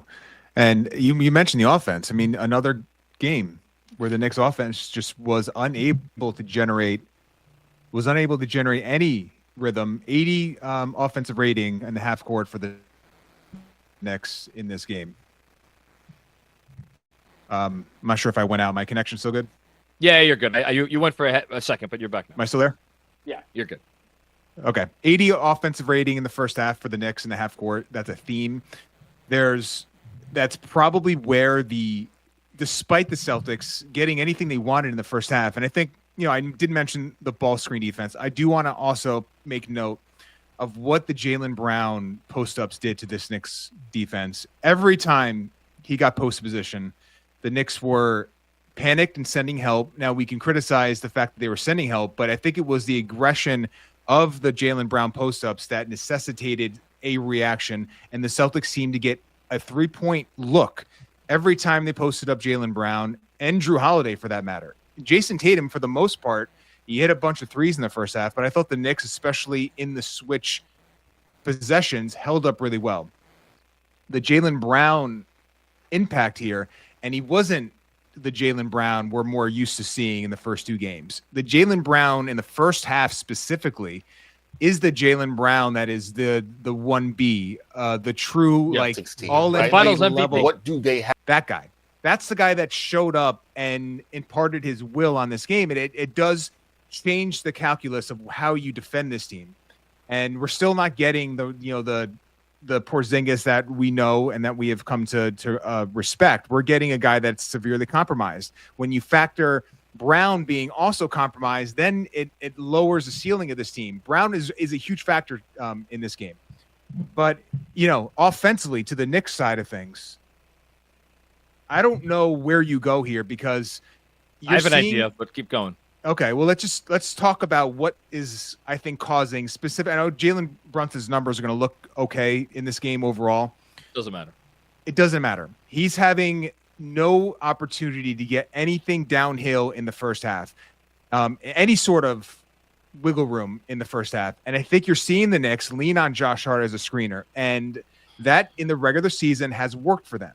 The problem here is that the Celtics defenders, whether it's White or Brown or Holiday, they are going through Hart in a way that Brunson is not getting that separation off the screen, which is it's critical for a player like him who is not going to generate the downhill drives in isolation to do it. He needs to get that advantage. It could be a small one, but he needs an advantage in these ball screen situations. And when you're leaning on Hart to be the primary screener for him, and they did get Hart on some rolls to the rim, that's from one of the takeaways I think from this game that you can be positive about.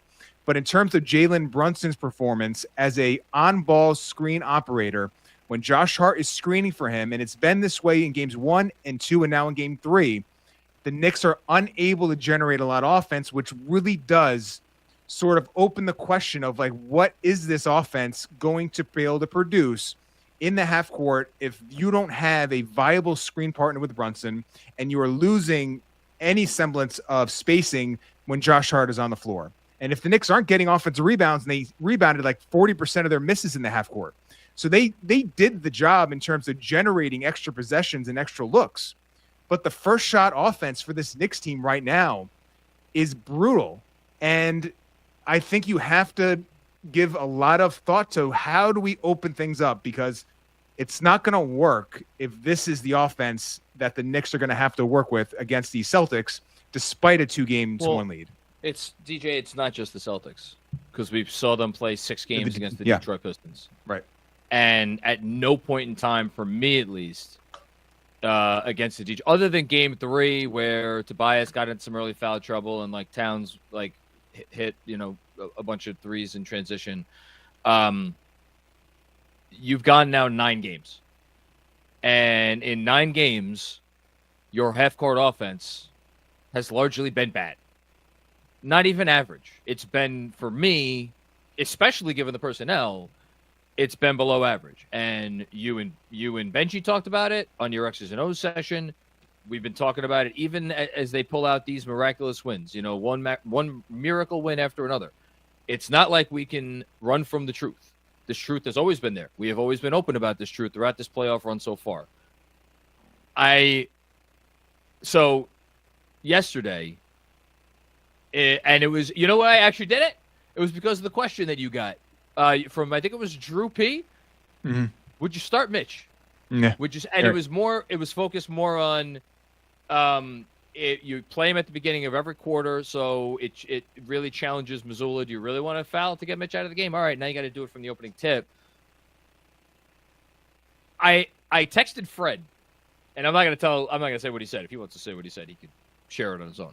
But I was like, how insane on a scale of 1 to 100 would it be if Tibbs came out in game 3 and started Mitchell Robinson over Josh Hart? And I said it less about the foul thing, about the Hackimich, which, I mean, your heart had to just break for Robinson as he's holding his head in his hands there at the free throw line in the first quarter. But it was more just about the offense in general. And I thought that had worked so well, and I don't even know what the numbers were. So Mitch was a -3 in 19 minutes. Again, I don't even really know what to do with that, but it's certainly not a bad number. And it goes. Now he's, again, by far the best plus-minus guy on the team through 3 games of the series. And, like, I get it. You're up 2-0. You don't change what's working if you're up 2-0, except it wasn't working. And it's still not working. Look, he's not going to do it. I think they could. And I'm not. To be very clear, what I'm proposing right now, it's not like it doesn't have downsides. You and Benji talked about those downsides. You talked about the pluses, the minuses. So I don't want to rehash that conversation. But as I was watching this, I was like, you know what? Is it that insane? And then, of course, the alternative is, you got Deuce McBride there, who was a -1 in 20 minutes. Again, I don't know how much you make of the individual plus-minuses in this game because it was just kind of a weird thing in the whole second half. I just don't know I don't know how much you take from anything that happened in the second half. But it just does not seem like they're able to do enough. Now, that doesn't mean don't play Josh Hart, but it's just, he seems like he would be better off right now as an energy guy off the bench as opposed to part of this starting 5. It feels like we're at an inflection point, and I think I'm glad you mentioned that it's not just the Celtics series. You have the game 1 20-2 run or whatever it was that was really generated by campaign and transition offense. Like, there was no offensive flow in that game. It was game 3 that was the one game where I feel like you had a full offensive performance that was commensurate with like what your talent and regular season baseline was.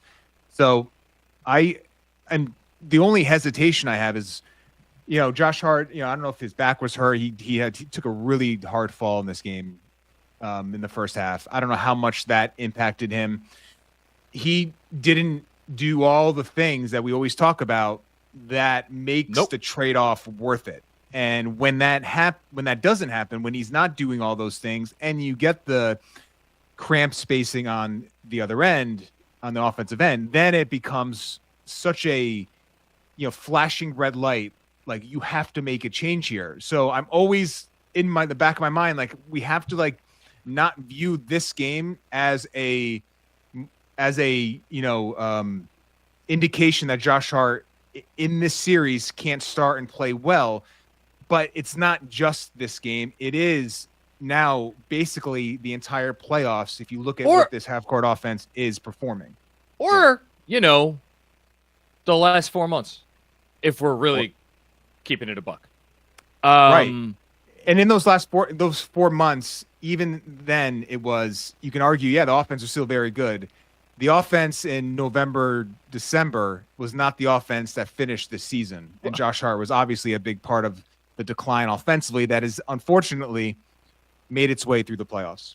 I think there were 3 plays that stuck out to me regarding Hart. And to be clear, like, whenever we talk about Josh Hart, and Benji does a great job of this, there was the conversation about how Josh Hart plays individually, and then there was the conversation about the impact that Josh Hart has on his team when he is out on the floor. Sometimes those 2 things are polar opposites. Tonight, I actually think they're a little bit closer, and I'm going to reference some possessions. And the other thing I want to say, to say this game was all on Josh Hart, it's not. As you pointed out, the biggest culprit in this game was the Knicks starting center on defense, Karl-Anthony Towns.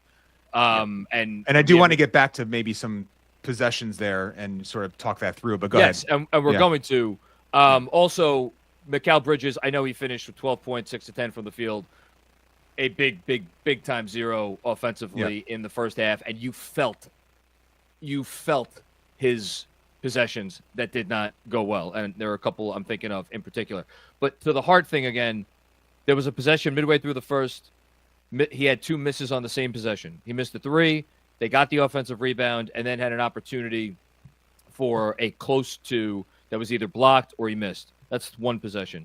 Next possession that I wrote down, it was where I thought there were a few turning points in this game. And, like, in general, if we weren't talking as Knicks fans and we were talking just as neutral observers, I think my takeaway from this game might be that every time the Knicks got a shred of momentum, the Boston Celtics had an answer at the appropriate time. So right, and Missoula was very liberal with his timeouts too. It felt like much more than is typical. Like he was calling timeouts pretty quickly to stave off any potential momentum. To your point. Next one, it was a sequence that started with Bridges was blocked. Boston scored off of an offensive rebound. Again, I know the Knicks ended up getting more offensive rebounds than the Celtics in this game. I thought the offensive rebounds that the Celtics did get, again, it's been the case the whole series. They've all seen backbreaking. And then after that score off an offensive rebound, Hart was blocked at the rim. They came back the other way, scored 44-25. I believe it was the largest lead at the time. And then there was a play. It was 3 possessions in a row, and he actually had a good possession somewhere in here that I think he got fouled and went to the line or something. But it was just towards the end of the second quarter. Got the ball in the corner. First time I've seen him do this. Pump faked, did not shoot it, but then also didn't drive or pass it, and then he decided to take the shot. It's like he pump faked, and Porzingis was on him. He pump faked, Porzingis was already 10 feet off of him. Yeah. Pump fake did nothing. And then he's like, well, I guess I'm going to shoot it, and he shot it, and that was the least amount of confidence that I've seen Josh Hart take a corner at 3-point period with in some time. Shortly thereafter, he was blocked at the rim, led to a fast break for Boston, 49-50 Celtics, and then a couple possessions later, I thought he played some really poor defense on Jaylen Brown and made it 57-35. I believe that was the largest lead at the time. So, look, Hart if he's not going to be great at all the Josh Hart stuff and be the best version of Josh Hart, this has to become a conversation. Mentioned Bridges. This was not a good game for Jalen Brunson. 4 turnovers. I think all of them were in the first half. I thought if you wanted to point to the last moment that I was like, I'm done taking notes after this.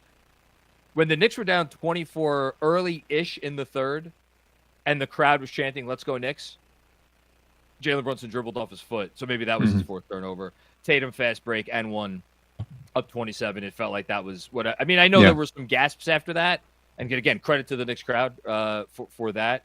But so Brunson did not have a good game, and it's funny. Towns was 5 of 18 from the field, and yet watching, I was like, as I was watching, I'm like, he didn't have a terrible offensive game. Now, he also went to the line 11 times, made 10 of 11, finished with 21 points on 18 shots. But as you say, and we'll get back to it right now, the defense, if you want to go on about it right now, feel free. Sure. Yeah. So trying to, as I said to start, trying to figure out like what the deal was with how they were defending. And just texting with people and trying to figure out, not having access to the to view these clips in short order, but getting some sent to me. There's clear, just watching on a few of these possessions, that the switch partner, and one was Josh Hart, one was OG Anunoby, expected Towns to switch. These are first quarter possessions. Towns is in a drop, not in any position to switch. And in both occasions, the Celtics got open threes out of it. So we saw this in the third quarter of game 2. Remember, we were all like, what is the change here? He can't, in game 2, they start the third quarter and all of a sudden Towns is in a drop and Tatum is getting buckets. The Celtics seem to be getting some momentum, and it was bizarre, almost as if the Knicks, again, came out of halftime changing what was working. But again, it wasn't that they were changing what had been working. Their player that is critical to how they defend these actions, just for whatever reason, decided to go against the grain. He did it again in game 2.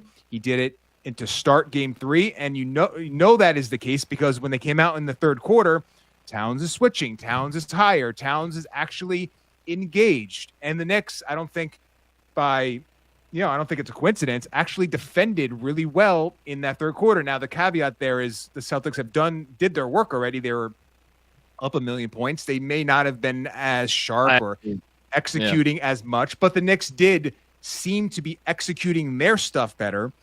So it just begs the question, like, why does this continue to happen? And there are evidence of that in the Detroit series as well, where he has a amazing game 1 defensive performance. It declined almost by the game in that series. And then you're seeing this up and down play in the Boston series. I can understand when you're just beat because you don't have the athleticism to keep up, or your agility is not great, or you're not a great rim protector.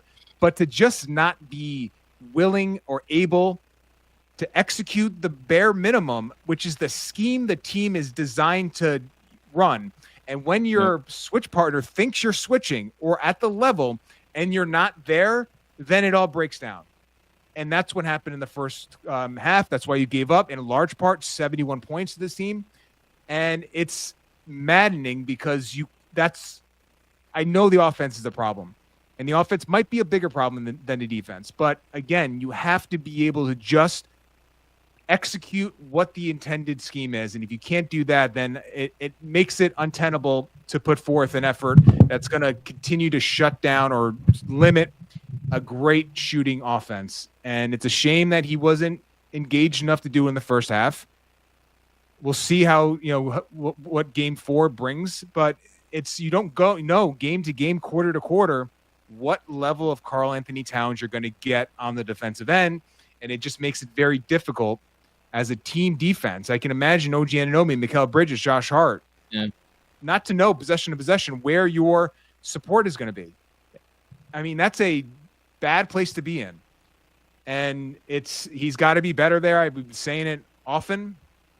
And it drives you crazy that he continues to have these stretches where it just mentally he isn't there.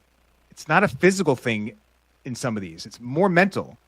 And I don't get it. I don't have a good answer for it. And it's sure as hell frustrating to watch.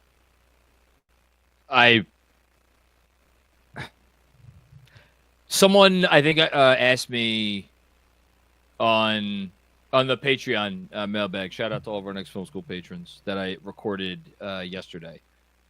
They were like, they quoted Towns' stats from game 2, and they said, they referenced something I said on the post game after game 2, which is that I was frustrated with Towns. And they're like, what's it going to take for you to buy in? And my answer was like, with great power comes great responsibility, because we know, and I was more referencing the offense, but on both ends, we know what he's capable of. We know what he's capable of because we see it from time to time. And my frustration is with, like, the guys on your team, what they wouldn't give to be blessed with your skill set, And I understand that skill set does not include the quickest feet on defense. I understand. And I understand that is what a lot of this comes back to. And I understand we are asking a lot of him. But this is the playoffs, man. This is the second round. You're playing the defending fucking champs. This is your chance. This is your franchise's best chance, potentially, to win a championship for the first time in 52 years. It takes a lot. And I just looked up some numbers. So Towns for the series in 103 minutes, he's a minus 13, which is actually the best of all the starters. OG Anunoby, believe it or not, is worse. Minus 37. Hart minus 25. Bridges minus 22. Brunson minus 15. Towns minus 13. However, Towns is minus 13 overall in 103 minutes. In the 25 minutes he has played with Mitchell Robinson, the Knicks are a plus 25. They are a plus 25 in 25 minutes with Karl-Anthony Towns and Mitchell Robinson on the floor together, which means in the 78 minutes in which Karl-Anthony Towns has played without Mitchell Robinson, the Knicks are getting outscored by 38 points. So I just, again, I didn't actually even realize that stat was that absurd when I made my suggestion a few minutes ago that, hey, maybe it's time to consider starting Mitchell Robinson. But, boy, start him. Just start him. Listen, as you're talking this through, we're talking this through, start the man. I think the free throw part of it, you get him in these games early. I think that's a factor. But let Mazzulla foul him from the opening tip if he wants. Amazing. Then you pull him then. And then you're in the penalty for the entire quarter. I listen. I love, and you're the same way. Josh Hart is an incredible player, and will still be, whether he's starting or not, a critical piece to what this team needs to do. But it might not be his series, and that's okay. There might be a Mitch series if they can go beyond this. That's not his series. Mitch, for a lot of reasons, is able to dominate this game on the offensive end, and he's able to really support the Knicks ball screen defenders when he's in on the defensive end. His rebounding on the defensive end as well is critical to limiting Boston's second chance points.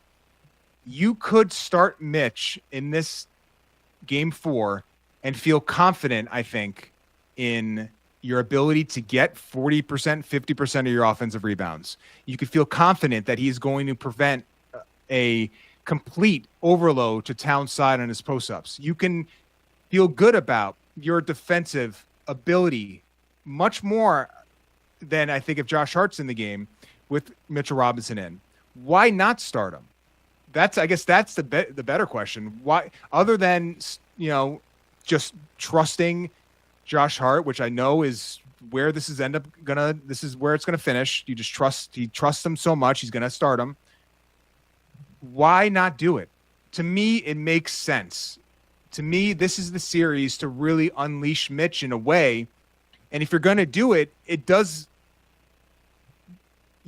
the question, why not do it when the foul situation is not as damaging as it is if you're later in the quarter? And that's the game we're playing right now. And I got to tell you, the other part of it, we got Precious Achiuwa dusted off again in this game. It didn't look so bad today. Now, Precious is volatile from game to game. I think the biggest reason you don't do it is if, one, and I forget if you or Benji said this the other night, Mitch is giving you a nice spark off the bench, so you kind of lose that. Well, guess what? Now you get Josh Hart to give you a spark off the bench. But it's more for me if it's a foul situation or whatever, and Mitch, let's say he picks up some early fouls, then you don't get that anymore. But look, playoffs are all about taking risks. And I think the Knicks could look at this as hey, we're up 2-1. We still have home court. We played a terrible game. We couldn't shoot any worse. They couldn't shoot any better. Give a little bit, similar shooting luck. We were right in that game. Well, guess what? If you give me more equal shooting luck, you're probably down 3-0 in the series. Maybe it's 3 close games, but you're probably down 3-0 in the series. So that to me is not they could sit there and say we will all play better and Josh Hart will play better. And I think that's valid. Because I do think they will. And I do think Josh Hart will be better. And I think Tuesday night, or Monday night rather, which the game time has just been adjusted to 7 p.m. I don't know. I mean, I didn't have a lot of faith today. I think they're going to show up on Monday. I think they're going to show up in a big way. It doesn't mean they're going to win, but I think they're going to show up in a big way on Monday, and it's a matter of what do they show up with. I don't really have anything else, DJ. I don't want to keep you for any longer than I need to. I think final thoughts. Yeah, well, I think you mentioned it at the start. I do think the fact that the Celtics were playing for their season in this game, and it showed. It completely showed, and I do think that is maybe one of the reasons why Josh Hart didn't seem like he was doing all the things that make him great is because the Celtics were playing at such a anxious and such a good anxious, an anxious that makes you play with some desperation. Yeah. And sometimes that desperation can lend itself to what we saw in the first half when it didn't seem like the Knicks had any windows offensively and the Celtics were just laser focused offensively and targeting the Knicks and creative. And obviously the Knicks were part of that with their shortcomings on the defensive end. But this was a game the Celtics had to have to be in this series. You can argue now the series really starts in game 4 because, the Knicks, they threw the opening salvos. Now the Celtics get their one game. The Knicks can still command the series in a very real way with a win on Monday. I think it's going to be a more even series in terms of like how desperate these teams are going to be. That might be enough to maybe even things out a little bit in terms of, how hard and how locked in you are. But I think that is a big piece of what happened in that first half where the Knicks just weren't ready for what the Celtics were going to give them. And you see this time and time again now with like home court being less of a factor in the modern NBA. You're seeing this on both sides. The Knicks are going to, as you said, come out with a better effort Monday night. I would just love for this to be a game where you're not down 15, 20 points at any point, and that you can – and, if you could do that, get to the fourth quarter, you're going to have a shot. That's the point that I think is critical here. But this was a game, again, the Celtics needed it. Knicks, they didn't. And that's just the reality of, like, sports. You know what? Monday, the Knicks kind of need it. Last thing I'm going to say before we move on. I agree with you, DJ. They didn't need it. I wish they didn't come out and play. Obviously. Yeah. Like they didn't need it. Because it was very obvious to every one of those, every single person. And again, all the credit in the world to that crowd. It was very obvious to anyone who was watching that game. One team needed that game and the other team didn't. And that's a fucking shame. It just really is. And it's just a shame. It's just a shame. That's all. Just a shame. It's a complete missed opportunity. A one they may come back and regret that they didn't come out with that sort of effort. But there's still a big time effort here that's still there. The Knicks, again, we're 3 games in. They haven't played well in any game for a sustained period. So I don't know if that's a good thing or a bad thing at this point. Deej, we're sitting here. This is going to be the 10th playoff game. The next playoff game that the Knicks play well for the vast majority of the 48 minutes will be the first. Yeah. And that's where it is. Okay. Let us move on. I believe we have our first Super Chat, courtesy of our friends at Fanatic Sportsbook. And we are first, of course, as we always do, going to go through betting and sweating and the picks that we made. I believe I made one of these picks. I did not even check to see if I hit on this one. I'm the first pick with Josh Hart, 10-plus rebounds. Not quite. Fell short by 4 there. So not a great job by me at plus 100 there. Karl Anthony Towns, 2+ threes made. Ooh, man, it was looking good for a second when he drained that deep 3. Just one. It was in like the first couple minutes of the game, right? Mm-hmm. Yeah, and Jeff was probably feeling spectacular about his pick at that point. Sadly, was not to be. And then last but not least, Knicks minus 1.5 first quarter. That is from Sean. Got plus 200 on that. Fella Tad bit short. I don't have the first quarter score in front of me. We'll just assume that it was a 2-point game at the end of the first quarter and leave it at that. So that's a big 0 for 3, but that's okay because here's the best part about Fanatics: you could earn up to 10% back on your bets, win or lose, and then use that fan cash on team gear on Fanatics.com. Bonus bets or profits boosts in the Fanatics Sportsbook app. Stay tuned for exclusive offers all playoffs long.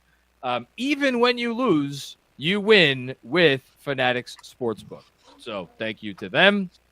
Those are our betting and sweating picks for this game, of course, again, presented by Fanatics Sportsbook. And we have our first super chat, I believe. No, that's not it. I thought we had a super chat courtesy of Fanatics. Maybe I'm lying. There you go. That's right. It's our giveaway. How could I forget about our giveaway? All right. We did this drawing earlier tonight. This is our lucky winner. So Twitter user at MBH2697. You won $100 in fan cash. That's the giveaway that we said we were going to do over the course of 48 hours between games 2 and 3. Again, at MBH2697. You just got $100 in fan cash, courtesy of Fanatics Sportsbook. Congratulations. Please DM the Knicks Film School Twitter account DM the Knicks Film School Twitter account so you can claim your prize. And we are doing another promotion. This is the third one in a row. We're giving away another well, we're not doing it. Fanatics Sportsbook giving away $100 in fan cash. So this is now the third straight game we're giving away $100 in fan cash. How do you enter? Very simple. Tag Knicks Film School and Fanatics book at and also hashtag sweepstakes on X or Twitter, whichever you prefer. It's the same thing, but whatever you prefer to call it. With your Game 4 Fanatics bet slip. And then, of course, you got to join this post-game show after Game 4 where we'll announce the winner. But one more time, giving away another $100 in fan cash. All you got to do, make your bet on the Fanatics Sportsbook app, and then send a screenshot of that bet with the hashtag sweepstakes on Twitter or X and at Knicks Film School and at Fanatics Book. Okay. Thank you, Fanatics Sportsbook. And I've been teasing this super chat for a while. I think we may actually get it now. Unless I'm lying again. I do a lot of lying on these post-game shows. There we go. Okay. Fanatics Sportsbook giving us $100 in fan cash. Hey there, Knicks fans. Tough loss, but no one has us up 2-1 before the series. I'd say very few people had us up 2-1 before the series started. Congrats to our fan cash winner, and happy birthday to you, John. So me, John. Our question, what would 10-year-old you get as a present with $100 in fan cash? So I'm happy I have DJ here because DJ is about my age. 10-year-old me it was in 1983. What would I have gotten with $100 in fan cash? Oh, that's easy. I would have gotten a Patrick Ewing jersey. I don't even think I would have had to think about it. I mean, that literally would be the thing I would get. He was at 10 years old, the big fella, and it's so great to see him at all these games, just walking around. It brings me joy every time I see him. It would be a Patrick Ewing. I had the T-shirt growing up. I had a bunch of T-shirts of his. Definitely would have used a generous $100 on a Pat Ewing jersey. That would be my 10-year-old self would love that. So absolutely. Yeah, and if I had some left over, it would have been. I was a big hat guy. I'm not so much anymore. I was a big hat guy. I have all my hats from when I was a kid up above. You can't see them. I would have probably spent the leftover on some Knicks hats because if I saw a Knicks hat and I didn't have it, I just wanted it. So, thank you, Fanatics Sportsbook. Again, go over to Fanatics Sportsbook. Make sure you enter that contest. Maybe you could be the one to get $100 in fan cash before game or after Game 4, where we will do that final giveaway. Okay, Deej, I'm going to let you go. As always, I appreciate you lending your insights. Last words before I get you out. Yeah. Well, I think that you saw the team have more pace, more urgency in the second half offensively. If there is one thing, I know this is not like a clear, tangible, like here's an X's and O's sort of solution for the half-court offense. Quicker, more urgent pacing with how they're moving I think that was a Detroit issue, and it's been a Boston issue. They need to get things moving in a quicker, more effective way. And I think it's not the transition necessarily. It's the pacing in and out of their sets in the half court. I think that will go a long way of maybe greasing the wheels a little bit here. Try to give them just some room to operate, because it's tough sledding right now. But I did see them crack the opening a little bit in the third quarter, and I think that was generated mostly on quicker pace, more efficient movement. So that could be a way to do it, but I haven't seen a lot of it, unfortunately, but it could be there. Could be there for game 4, and I think that would go a long way of getting this team into a better place in the half court. They got to do something because, like, the ball. Look, I hope. I mean, maybe they start Mitch. Maybe Cat's just a lot better.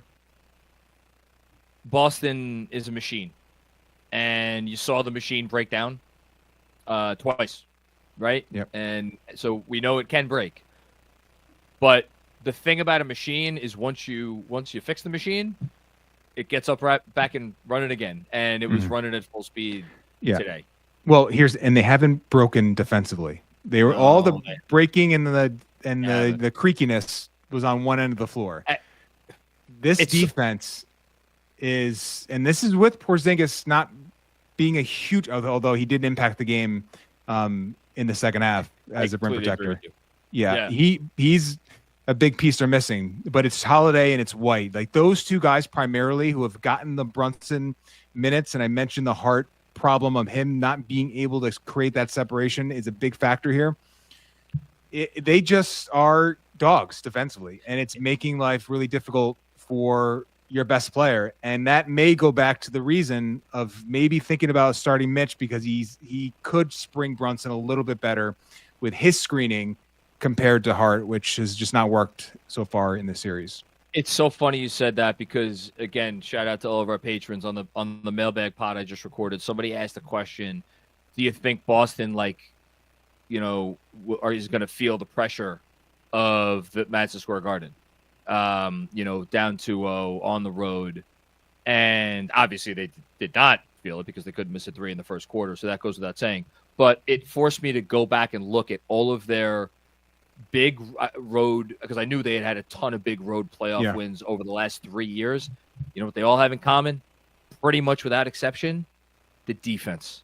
Yeah. The defense showed up, and there were some massive road playoff wins that the Celtics have had where their offense, and like Jason Tatum in particular, was not great. Like there was one road win they had where Marcus Smart was their leading scorer. Tatum wasn't good. Brown wasn't good. But you know what they do? They defend. And as you just said, their defense does not break down. Well, listen, Tatum had 22 points on 20 shots today. I know he got off to a good start.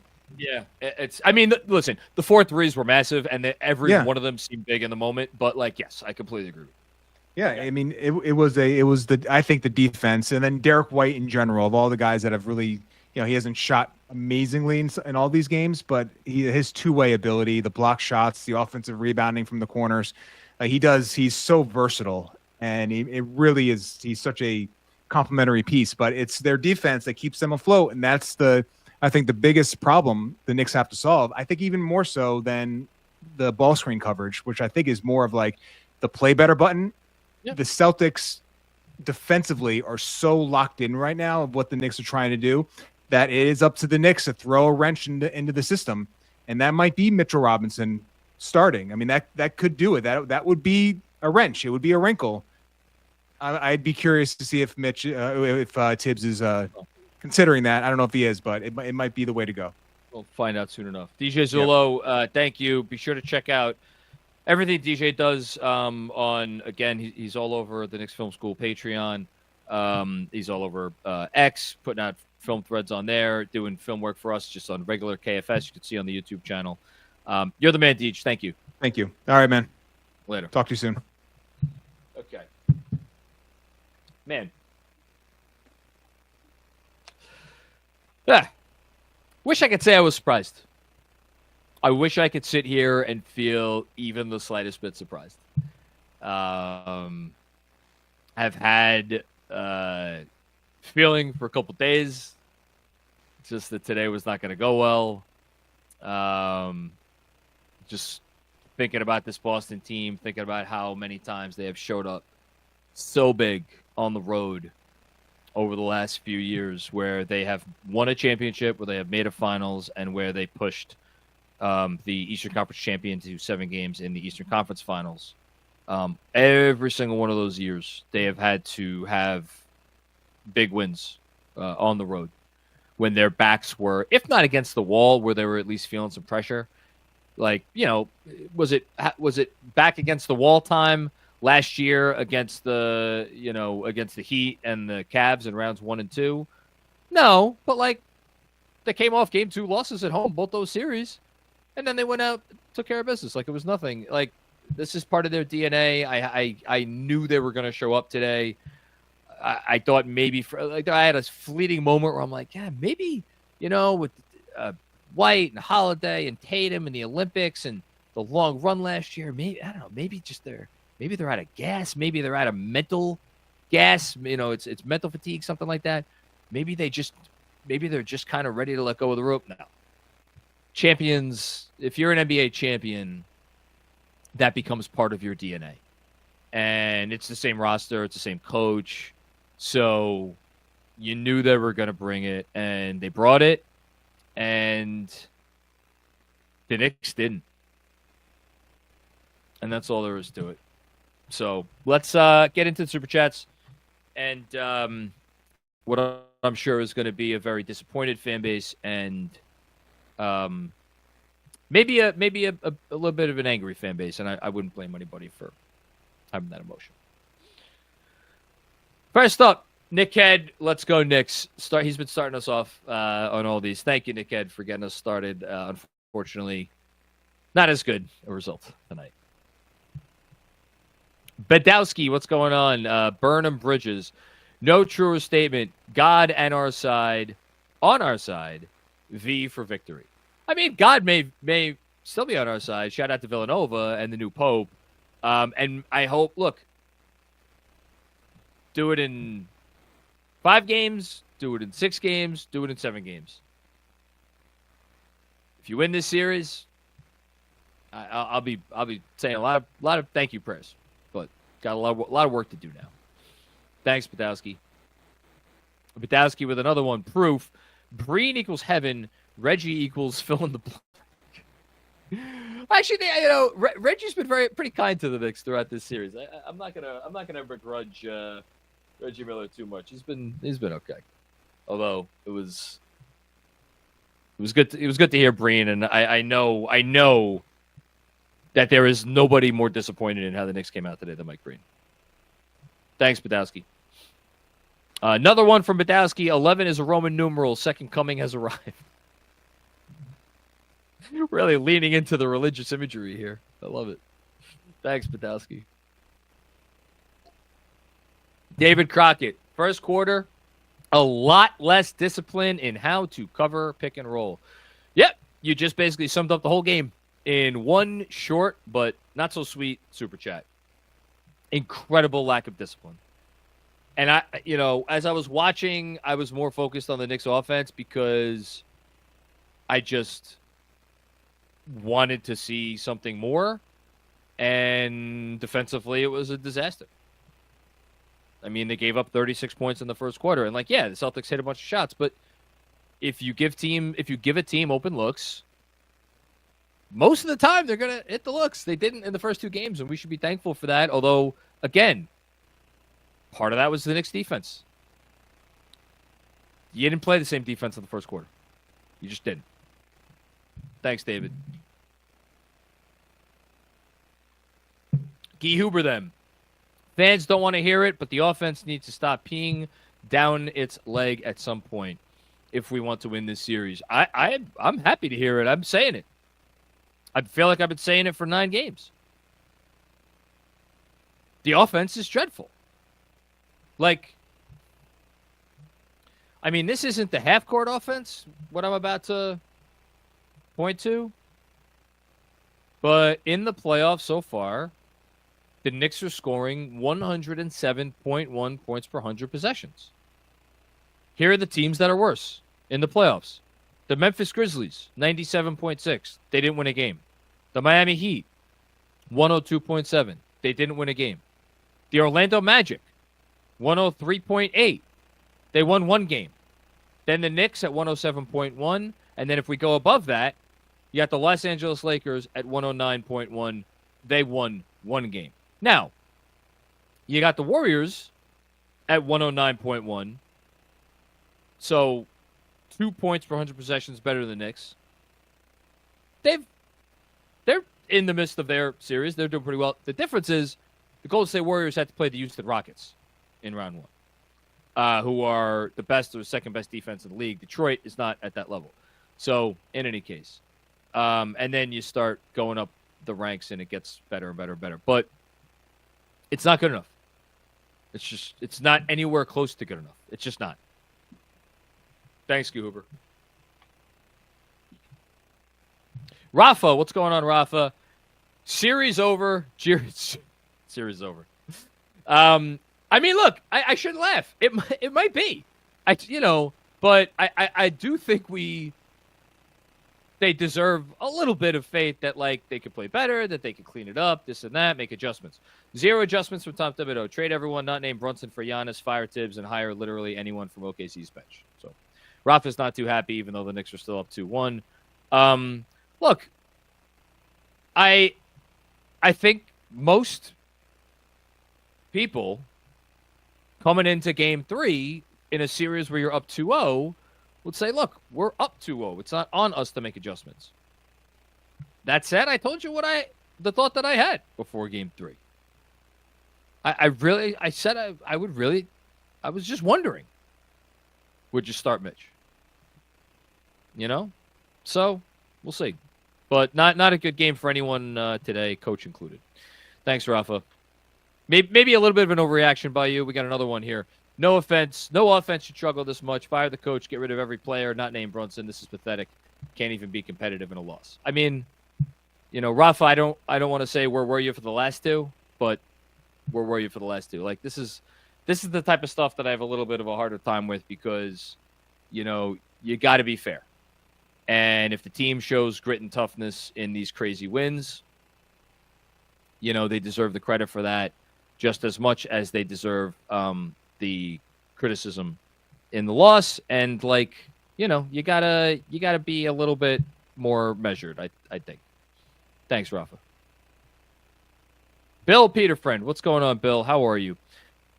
Talent gulf is wide. Still up 2-1, but I'll be honest, it's hard to believe this team can truly win 2 more games against the Celtics. It's almost hard to believe that they can compete for 2 more games.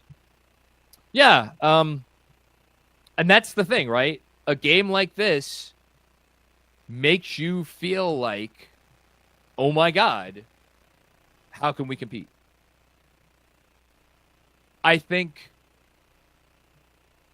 it's an amalgamation of a lot of different things, all of which today at least went right for the Celtics and wrong for the Knicks. The Knicks offense, even with the current personnel, I would say was particularly poor. They made poor decisions. They missed a lot of shots. They could not buy a 3.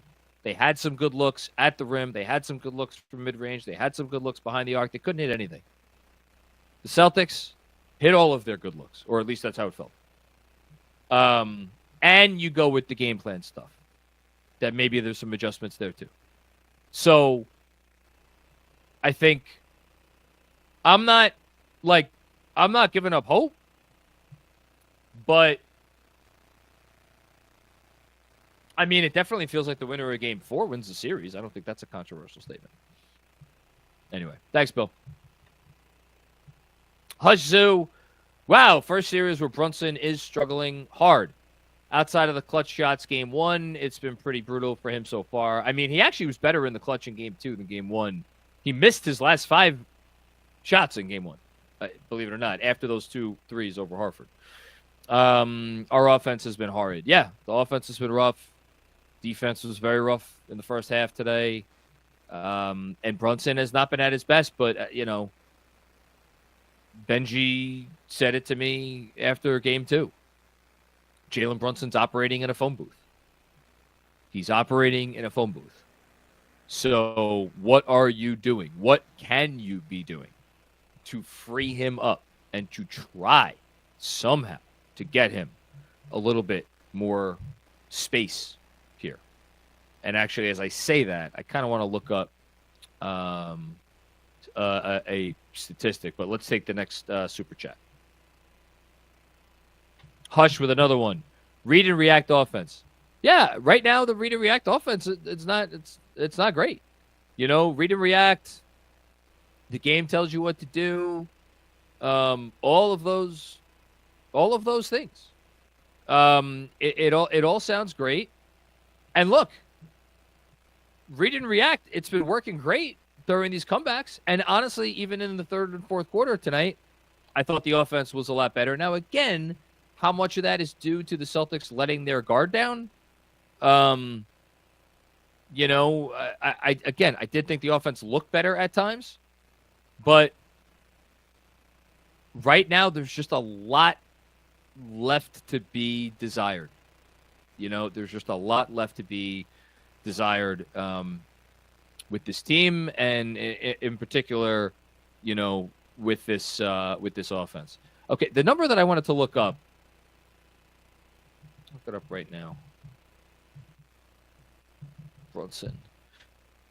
So Brunson and Towns together, offensive rating 98.2. That's in 85 minutes. Man. You know what? I'm going to give myself a fucking pat on the back for this because this is exactly what I thought I was going to find. That's why I looked it up. Brunson and Mitchell Robinson. In this series. Brunson and Towns, 98.2 offensive rating. Brunson and Robinson, 124.1 offensive rating. The defense, Brunson and Robinson, 100 points per 100 possessions given up. Defense with Brunson and Towns, 109.0 points per 100 possessions given up. So the difference between Brunson and Robinson versus Brunson and Towns in this series is a difference of 34.9 points per 100 possessions. Feels like a lot.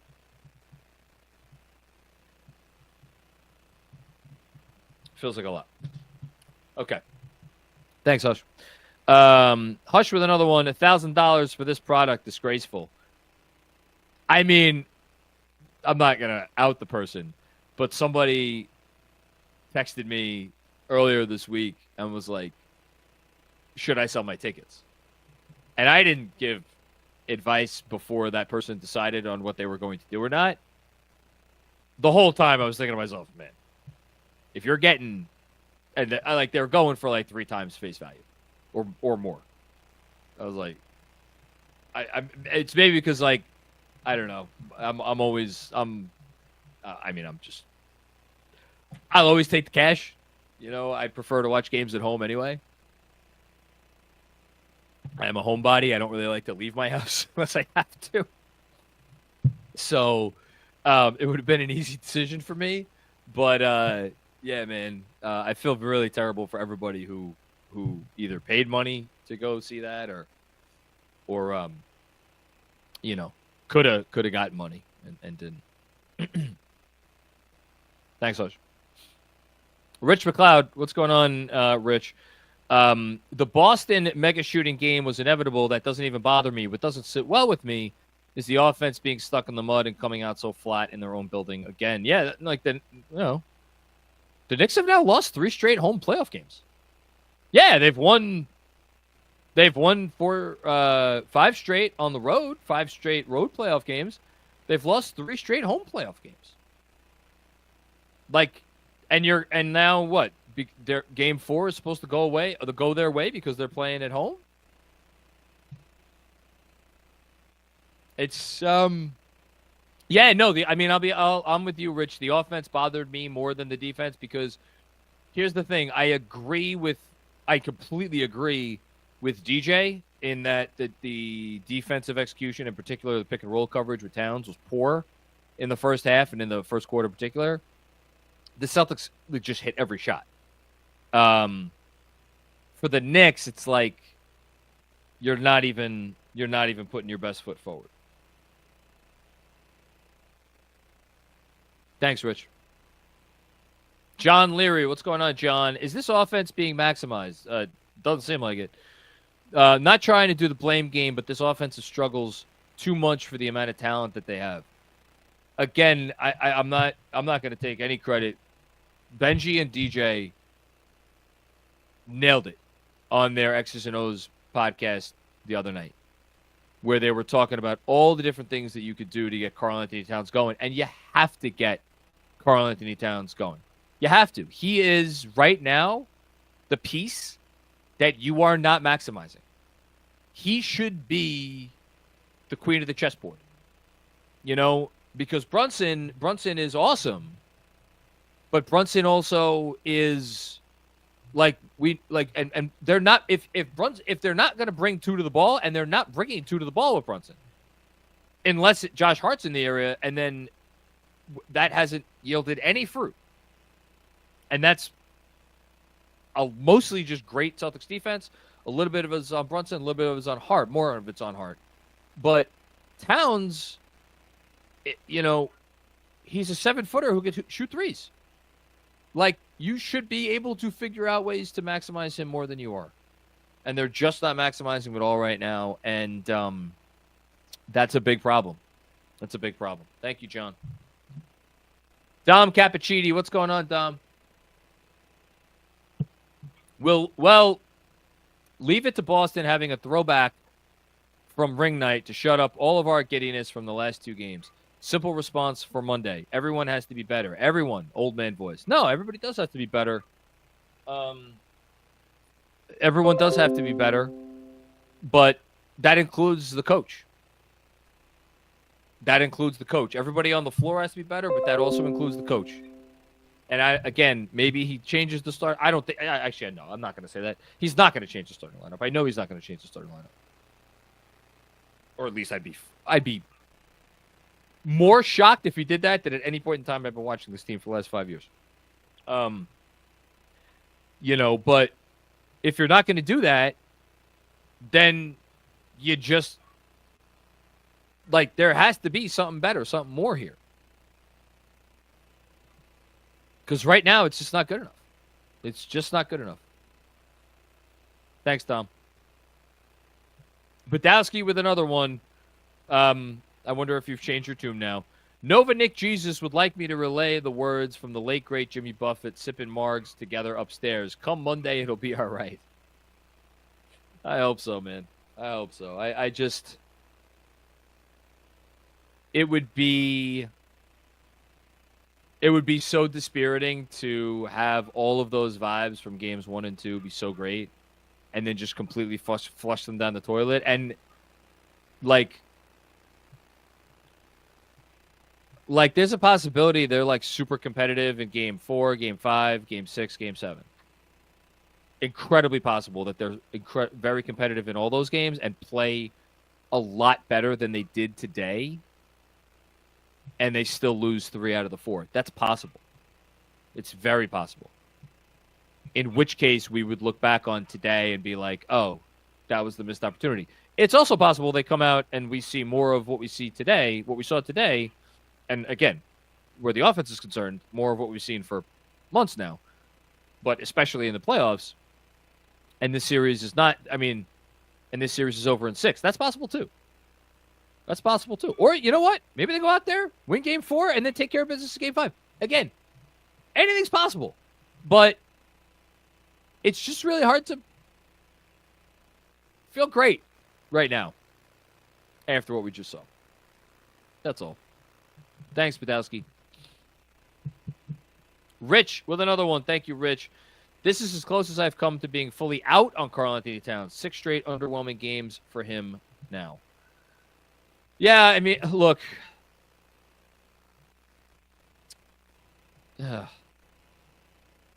Towns, it's tough for Cat right now. Let me pull up. So,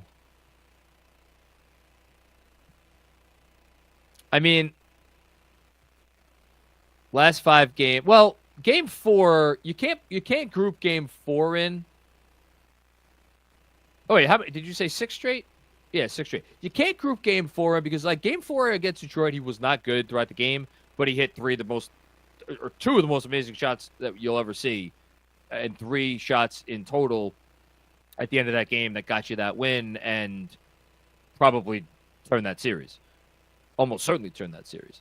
Since then, he was a -12 in Game 5, and in a game his team lost by 3. Scored 17 points on 14 shots. Was very bad. Game 6, he scored 10 points on 4 of 10 shooting. Did get you 15 rebounds, but I think largely was not really much of a factor. Game 1 against Boston, 14 points on 13 shots. The defense, I thought, was okay. Game 2 against Boston, I thought the defense was okay. Game 2 against Boston, he had 21 and 17. I thought Game 2 against Boston, like, I would not characterize that as a bad game. Just like I would not, because of what he did late in Game 4 against Detroit, I don't know that you could characterize those as bad games. Were they great games? No. Were they good games? They were acceptable games. So let's say this, Rich. Again, you know me. I'm a stickler for details. Out of his last 6, he has played 4 bad games and 2 acceptable games. And I even want to give the asterisk for Game 1 against Boston because I thought, again, his defense was okay in that game. For the most part. Not in the third quarter. It was very bad in the beginning of the third quarter, and that really helped turn the game. And his offense was very bad in the beginning of the third quarter. Okay. Thanks, Rich. Hudson with another one. What cat was shooting this game? Unserious. Cat, I mean, he just...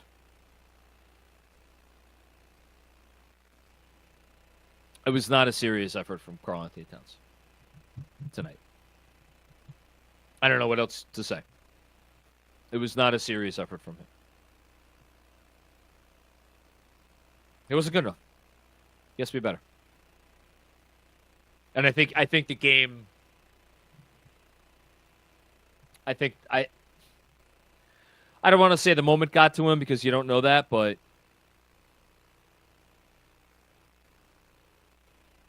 it's not great right now.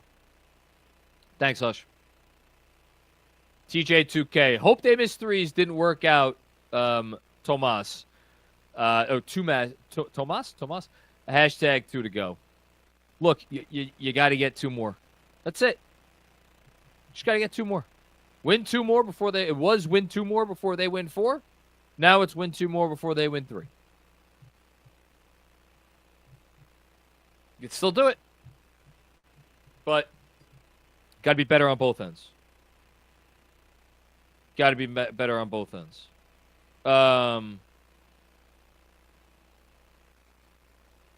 So, a couple quotes.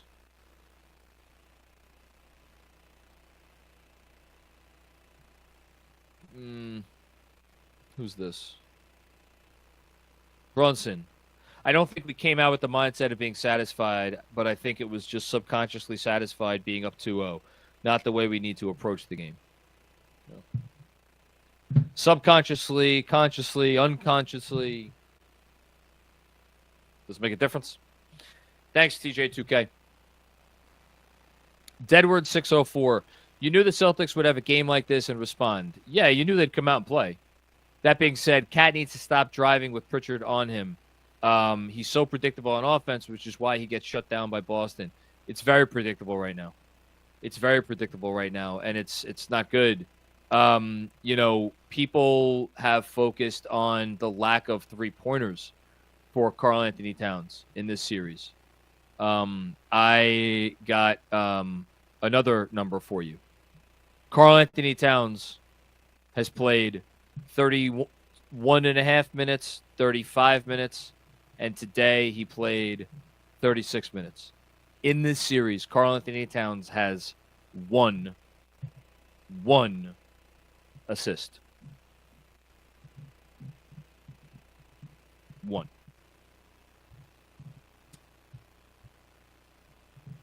You know, and it's, look, he's not turning the ball over a ton. Only 1 turnover today. 4 turnovers game 2, 2 turnovers game 1. So he has 7 turnovers through 3 games. That's actually, like, you'd probably live with that. 1 assist, though, through 3 games. It's not good enough. Thanks, Edwards. Mekhi, woof. Yeah. You probably heard my dog a minute ago. She agrees. Thanks, Mekhi. Juanon, is it too late to tell everyone not to overreact to this loss? We'll be all right. Hashtag fire tips. That was, like, the sentiment that I tried to start the show out with. I was trying to, like, figure out how to walk that tightrope and toe that line.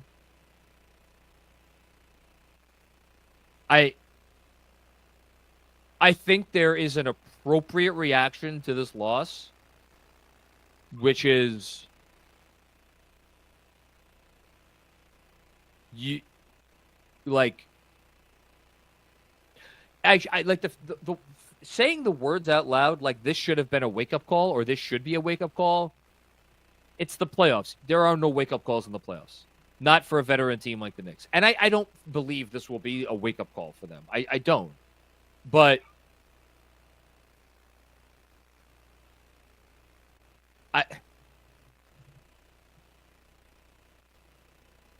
we're through 3 games of this series.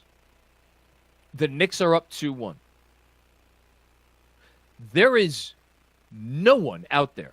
If you are the biggest Knicks fan in the world, if you're a neutral observer, or anyone else who would disagree with the simple statement that the Celtics are the better team.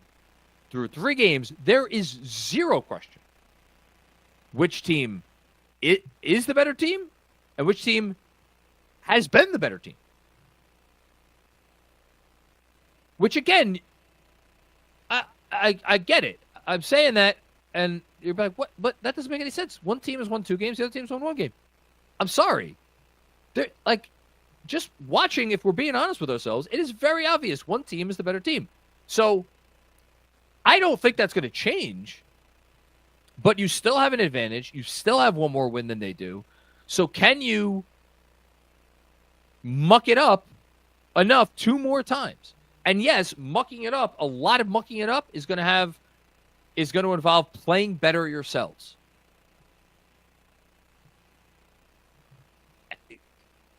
And I think, here's the thing, the best team doesn't always win, but you have to close the gap. Game 1, game 2, you closed the gap enough. And they helped you close the gap. They didn't help you close the gap tonight. And you didn't help yourselves. That's it. Thanks, Juno. Matt Kimmel, what's going on, Matt?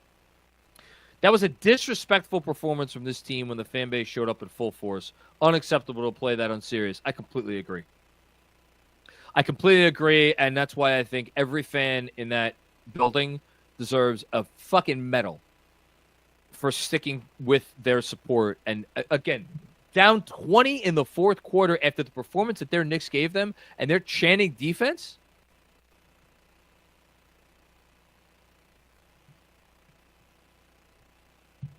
I hope the players are embarrassed, because they should be. They should be. Thanks, Matt. Matt, Nick, Scotland. What's going on? My buddy Matt from across the pond.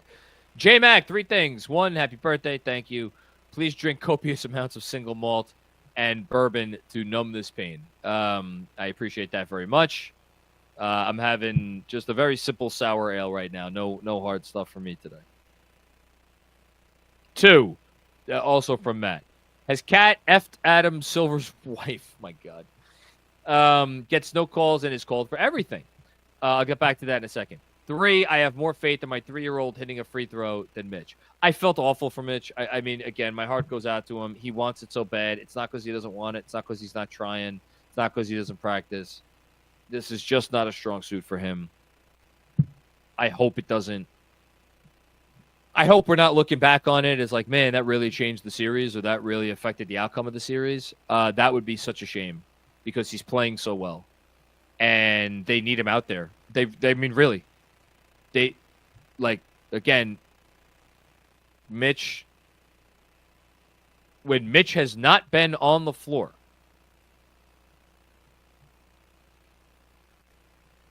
they are. Well, Mitchell Robinson is a plus 27 in this series. Excuse me, a plus 26. Mitchell Robinson is a... Oh, no, sorry. I misspoke. Mitchell Robinson is a plus 29 in this series. They have, in total, been outscored by... What is it? 97, 18... So he's a plus 29. When he's been off the floor, that means they've been outscored by 47 points. That sounds right. They need him. As for Cat, look, it's the playoffs. This is how the playoffs are getting called. It is what it is. Deal with it. Thanks, Matt. Jason M. What's going on, Jason? This loss was on Tibbs. Abandoned the defense from the first two games. Celtics generated open threes all game when they refused to switch Brunson and Cat. Again, I'm going to lean on DJ. He seems to think it was Cat. And again, DJ watches the game with a much more astute eye than I'm able to. You know, he referenced a couple instances where it was very clear that other players were motioning for Cat to be up at the level or switch or whatever. But that said, I also noticed instances where they didn't want to switch Brunson. Now, they have not wanted to switch Brunson liberally in the first two games either. They have tried to be creative with it. There were some breakdowns there. But yeah, I mean, look, it was not a good day for Tom Thibodeau. Let's just say that. Thanks, Jason. David Crockett with another one. Thank you, David. I think we could settle the question of what happened in the third quarter of Game 2. Cat is somewhere in space on defense. Not the only one, but the main one. When he's involved in every action, he may not be the only one, but it's almost like he's the only one that matters. You know? And again, here, I'll look. I'll pull up the on-offs right now.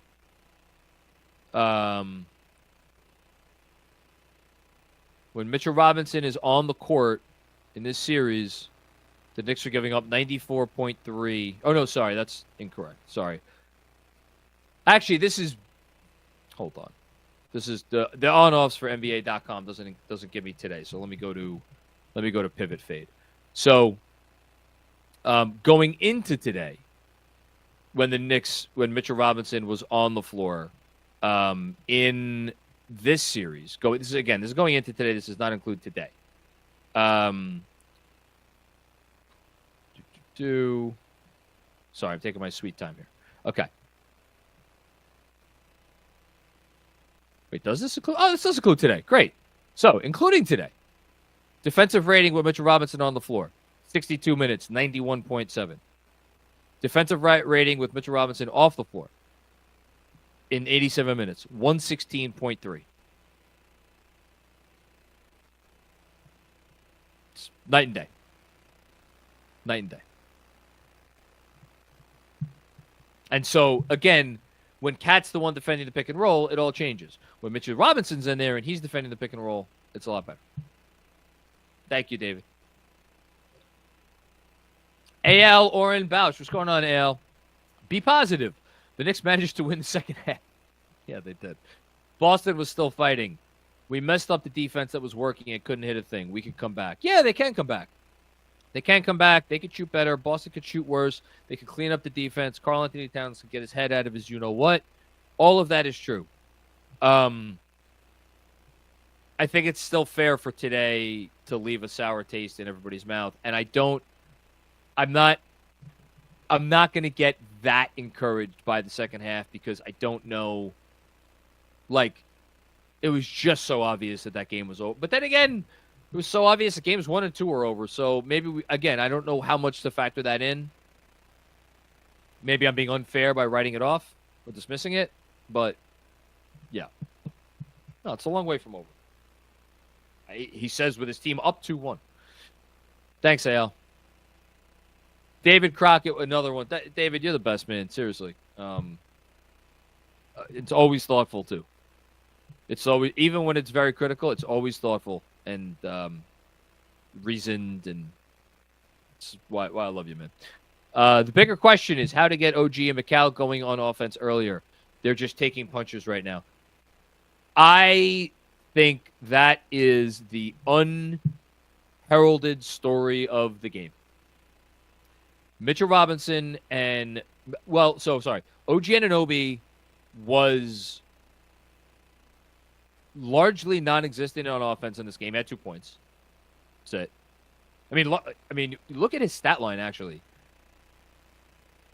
That's 31 minutes, 1 of 6 from the field, 2 points, 2 rebounds, 1 assist, a turnover, 0 blocks, 0 steals. Again, only 31 minutes. I wonder if OG is starting to get gassed. And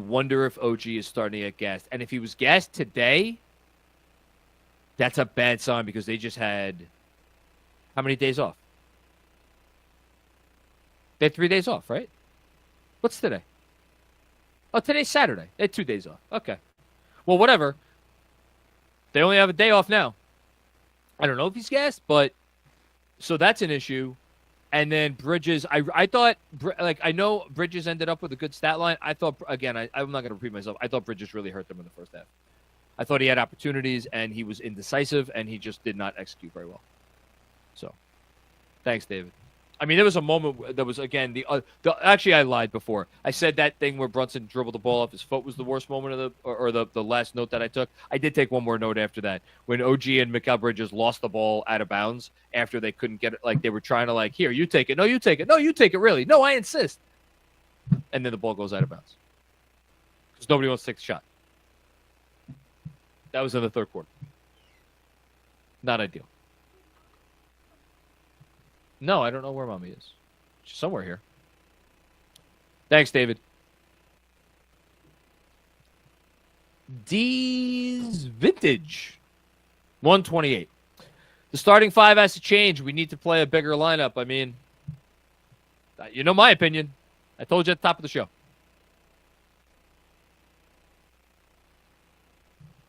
Preach to the choir. And you know me. I am as measured as they come, number one. And again, is there a bigger Josh Hart fan? Here. Again, shout out Fanatic Sportsbook. I've been loving the app. I've been having a lot of fun. Been actually doing pretty well. And I've been winning fan cash left and right. I got a little bit of fan cash in my account, and the fine folks at Fanatic Sportsbook were like, hey, we'll send you something, even a little, as a token of our appreciation for all that you guys are doing. You know what I picked? Here, I'll show everybody. This is a piece of Madison Square Garden game used court, and they have these available for all kinds of players. This is the only piece of memorabilia I saw with Josh Hart's name on it. I'm like, I want a Josh Hart piece of memorabilia. It's a piece of the Garden that was played on by Josh Hart, and I wanted that. And I wanted that because I don't think I've ever appreciated a player as much since the 90s as I appreciate Josh Hart, because he goes out there and he leaves it all out on the court there at all times. There is no bigger Josh Hart fan than me. And I'm telling you right now, I think they need to change the starting lineup, and I would move Mitchell Robinson into Josh Hart's spot. Thanks, D's Vintage. AL with another one, and they kept hacking Mitch when the lead was 20+. Yeah, I thought that was interesting by Missoula. Because I think he's betting I'm gonna burrow so far in this guy's head that he's not gonna know which end is up. Now, you could say it could go both ways. Maybe Mitch hits a few free throws. Maybe he gets some confidence. I don't think this is turning around. And I think that was Missoula being like, man, the boogeyman is always going to be there whenever you step foot on that court. And I think he wants to get in his head. And I think it's just an incredible coaching job by Missoula. Incredible job. Thanks, AL. Dom with another one. Fantastic that today wasn't a must-win. Guess what, guys? Tomorrow or Monday, damn sure is. Let's go Knicks. Yeah, like, again, everybody treated it like it wasn't a must-win, and that's a damn shame. It's a damn shame. Really. It's a damn shame. But, yeah, you're right. Monday's a must-win. Thanks, Tom. OG team, what's going on, OG? Celtics have a sixth man of the year winner, and he's not even their sixth most important player. That's crazy. You knew it was their game when White made a tough three. I mean, there were several plays I wrote down where I was like, that's it. I think I thought White's play of the game, and it was like, for me, it was kind of a nail in the coffin. The Knicks had a defensive possession where Cat switched onto Tatum. It was a good switch. Forced a miss. Who got the offensive rebound? Derek White. And then it led to a Jaylen Brown putback.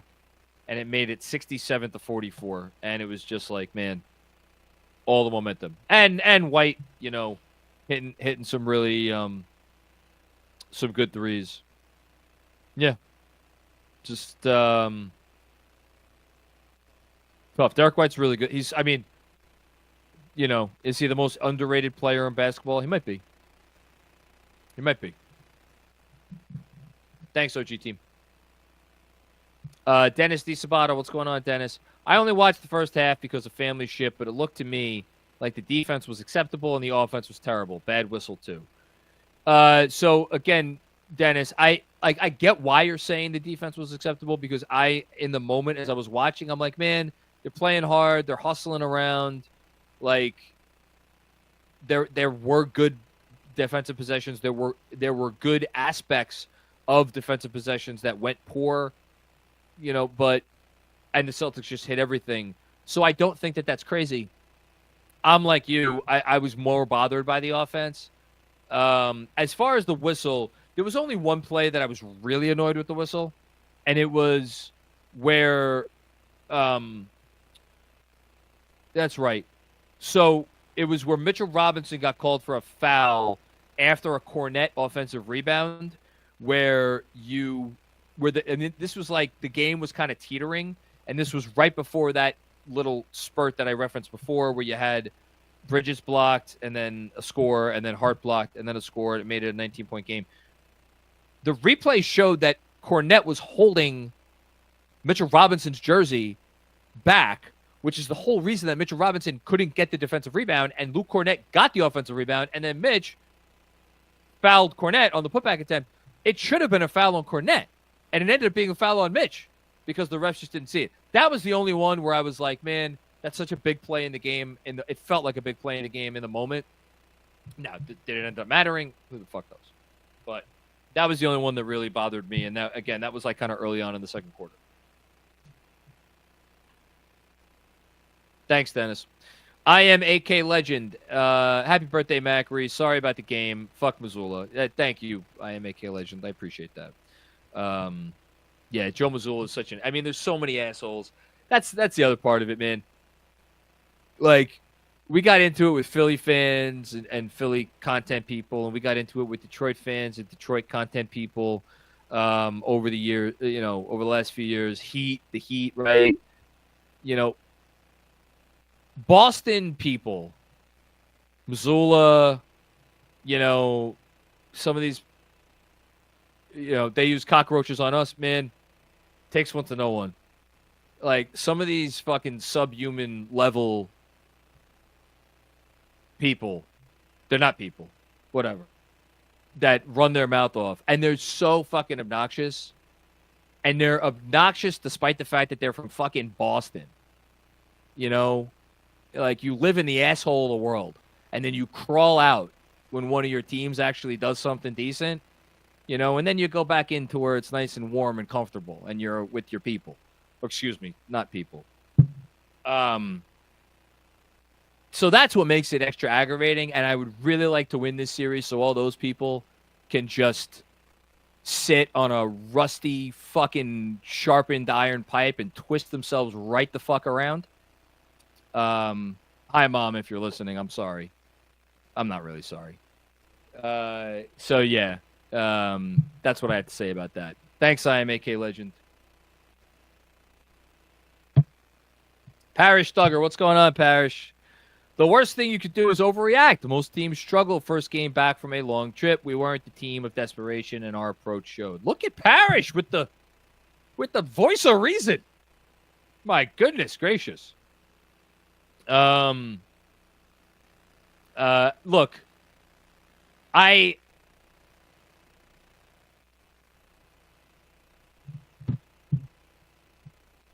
think they need to react appropriately. Let's say that.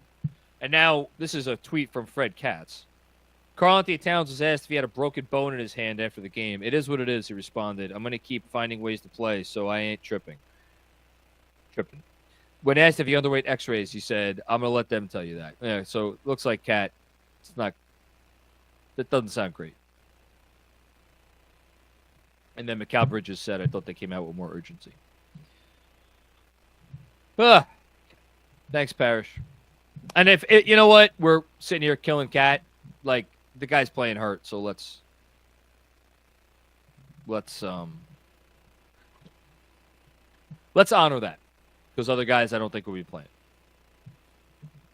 Sam Garcia, what's going on, Sam? 7 years in, and Mitch still can't hit a free throw. Yeah, it's annoying. It's annoying and it's unfortunate, and it's impacting the series. Zeke Smith, what's going on, Zeke? I still think we win the series. Well, you're in the minority right now, my friend, let me tell you. But a bad sign, the offense has been stuck in concrete for 3 straight games. Again, it's not just 3 straight games. It's at least 9 games, and really it's been more than that. No easy shots, can't generate threes, need juice. Yeah. I just, again, again, what Parrish said, I agree with. Like, overreactions are never right. But who decides what is a proper reaction? You know, we're not going to decide it sitting here. You know, it's a small group of people who have to make that decision, and ultimately it comes down to one person. But like, this was not a today problem. Just leave it at that. Thanks, Zeke. Ben Kim Gervey, what's going on, Ben? Disrupt or die. Switching, steals, fast breaks, quick threes, disrupt them. They were in rhythm all game. Not good, Bob. Disrupt them next game. Happy birthday, Joe. Thank you, Ben. I appreciate that.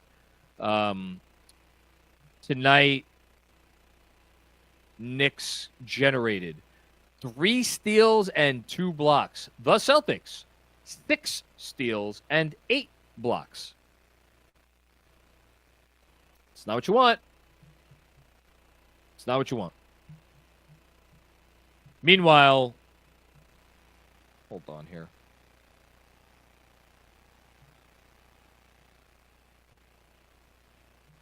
So, like,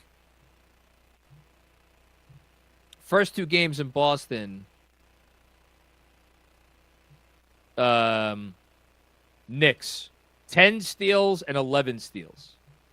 And again, to Ben's point, today, what did I say? 3 steals. And then if you go back to the Detroit series, is it a coincidence that they won the 3 games that they had double-digit steals? Probably not. Probably not. Thanks again, Ben. Oh, yeah. Sure. Great time to do a little quick word from our friends at Cornbread.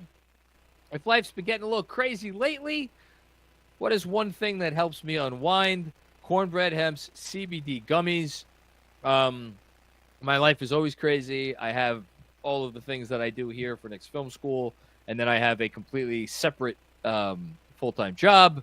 Shout out to all the folks at my my school as we wind down the year, thankfully. So yeah, life is a little crazy for me pretty much all the time. And I know I need something that makes me feel better. I know I need something that reduces stress for me. I need something that reduces discomfort because I guess I'm officially getting up there in age because I just flipped another year today. And as I get a little bit older, I find, and I never thought I'd say this as a 20-year-old or even when I was in my 30s, it is harder for me to relax now than ever before. And so Cornbread have CBD gummies because of how they're formulated and because of how they're made with only the best part of the hemp plant. And obviously third-party lab tested and USDA organic. It knocks it out of the park. So Knicks Film School listeners, you can save 30% on your first order.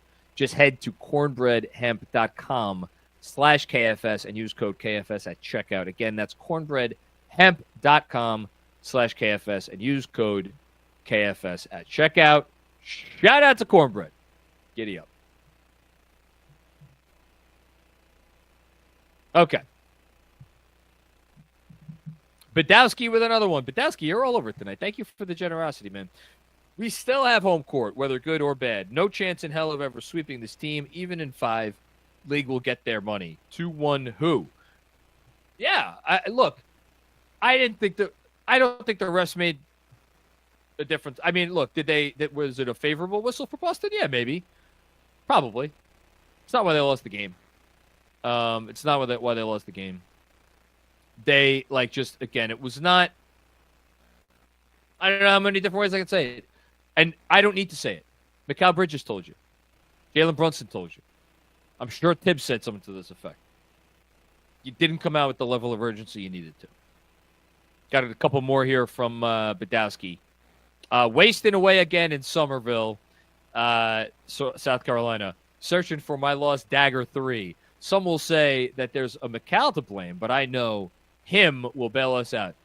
Yeah, I didn't think Mikal Bridges played a great game today. Nobody played a great game today. I mean, Benji Ritholtz, I feel bad.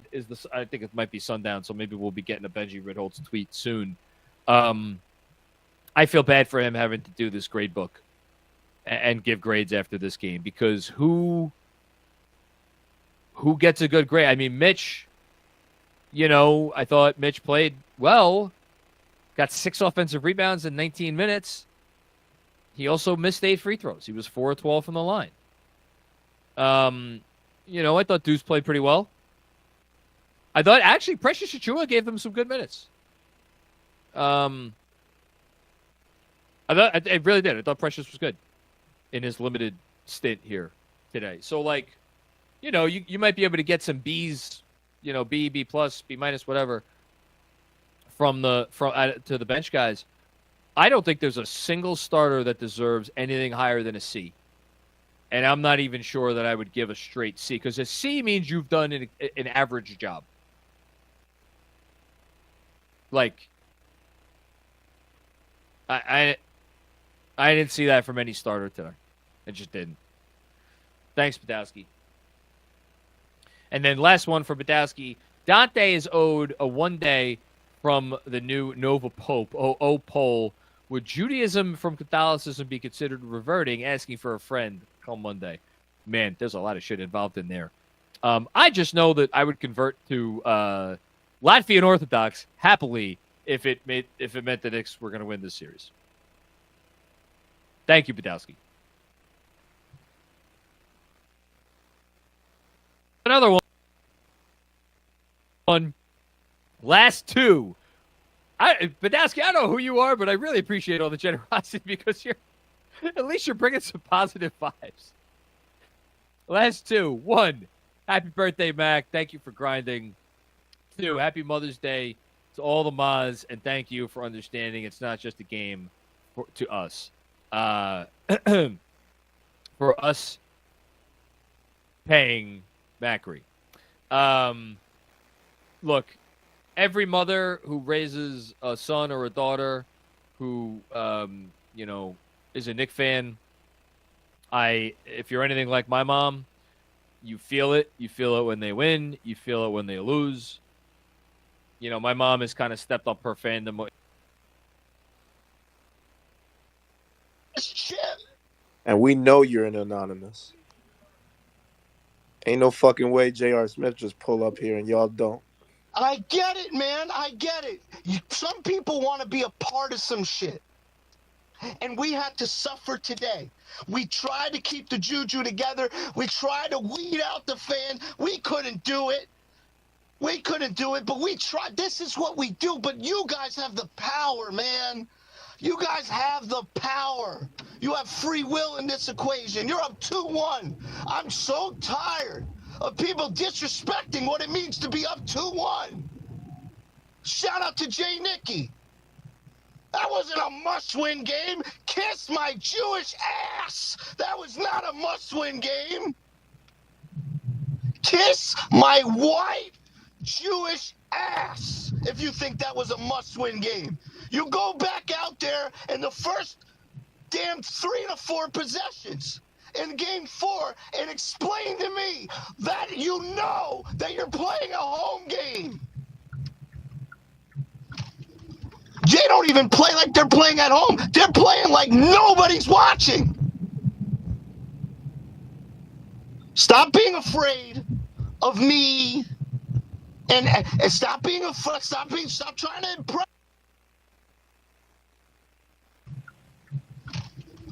They don't even play like they're playing at home. They're playing like nobody's watching. Stop being afraid of me and stop. Unit today, we needed to get our ass kicked because clearly we were feeling ourselves a little too much. They was being popping. Clearly we were all feeling ourselves a little too much. And fine. I took the liberty. I admit it. I put up a front and say, protect the juju, protect the... I was breaking curses left and right the last 48 hours. I was enjoying the shit out of that 2-0. I was talking shit. I knew it was still a series. But fuck it. I wanted a sweep. And then I got my ass kicked today, State. That's what happened. And I deserve it. But goddamn it, fuck Dave Portnoy. Fuck him. Oh no, I'm a victim. Fuck you. You brand yourself off of that experience. Cut it out. I am not impressed with Joe Mazzulla fouling Mitchell Robinson. I'm not impressed. I'm not impressed with it's process over results. I'm not impressed with any player on that Celtics team other than Drew Holiday, Derek White, and that's the fuck it. Everyone else is gettable. Everyone else is a fucking fraud. I'm sick of it. Luke Cornett's a fraud. Are we going to let Luke Cornett know he's Luke Cornett? When are we going to do that? That's what I want to know. Hey, Mitchell Robinson, you are better than Luke Cornett. Karl Anthony Towns, you are a better basketball player than Al Horford. Are we going to do that Thursday night or Monday night? Thursday sounds like 4 in my head. I'm fucked up, man. And I'm going to Diamante's and we're drinking like we're up 3-0. Because fuck that. It wasn't a must-win game. It's 2-1. We're getting lit tonight. You know what? By the way, State, last thing I want to say. The guys took the game off. We know that, right? But here's the thing. Go all in. Have a good night. If you're going to fuck around, have a good night. Have a good night. But when you wake up tomorrow, just be on fucking point. Don't quit now. Get a blowjob. Do what you gotta do. Have fun. Hey, yo, Sneaky Link is in the building tonight. What's up? Meet me at this spot. This is where we're at after the game. Do whatever the fuck you want. Because after last night is the last home game I am going to experience in these playoffs. And they do that on our home court, I'm getting in people's faces. Goodbye, aspiring sports journalists. I'm getting in your face, and I'm demanding a fucking apology. Because that's beneath your fucking standard. You are not 20 points. You have played this team like you're 20 points worse than them 3 times. Cut it out. That's all I got to say, man. You sure? I could keep going, bro. I really could. But I don't even have to talk about the game, bro. It's just, you know what I mean, State? Like there's no sense in fighting it. That's what it was. They didn't come ready to play. They got their ass kicked. That's what it was. You can talk about drop coverage and whatever. If they dropped coverage and got a rebound in the first quarter, it might not have been drop coverage. They might have switched it up because they felt like something was happening. That was good. They got their head in their knees because they couldn't hit shots, which weren't even good looks. So instead of fighting for a good look, instead of getting to the rim, instead of playing with confidence, these motherfuckers just doubled down on idiocy. Oh, let me rush a bunch of shots. That was their plan. By the way, what they did in the third quarter was a joke. I respect them for doing it, but it failed. They went out there in the third quarter, and they made the game look like it was like 25 possessions, and they needed to get it done in 4 minutes. They just came down the court, let's play fast. Let's just shoot the ball, whenever. Yeah. It was embarrassing, bro. And Boston was fucking around the whole time. That's what made it even worse. And the whole series, Boston's been fucking around because they're not that fucking good. I don't care how many people are telling me they're that good. They're not.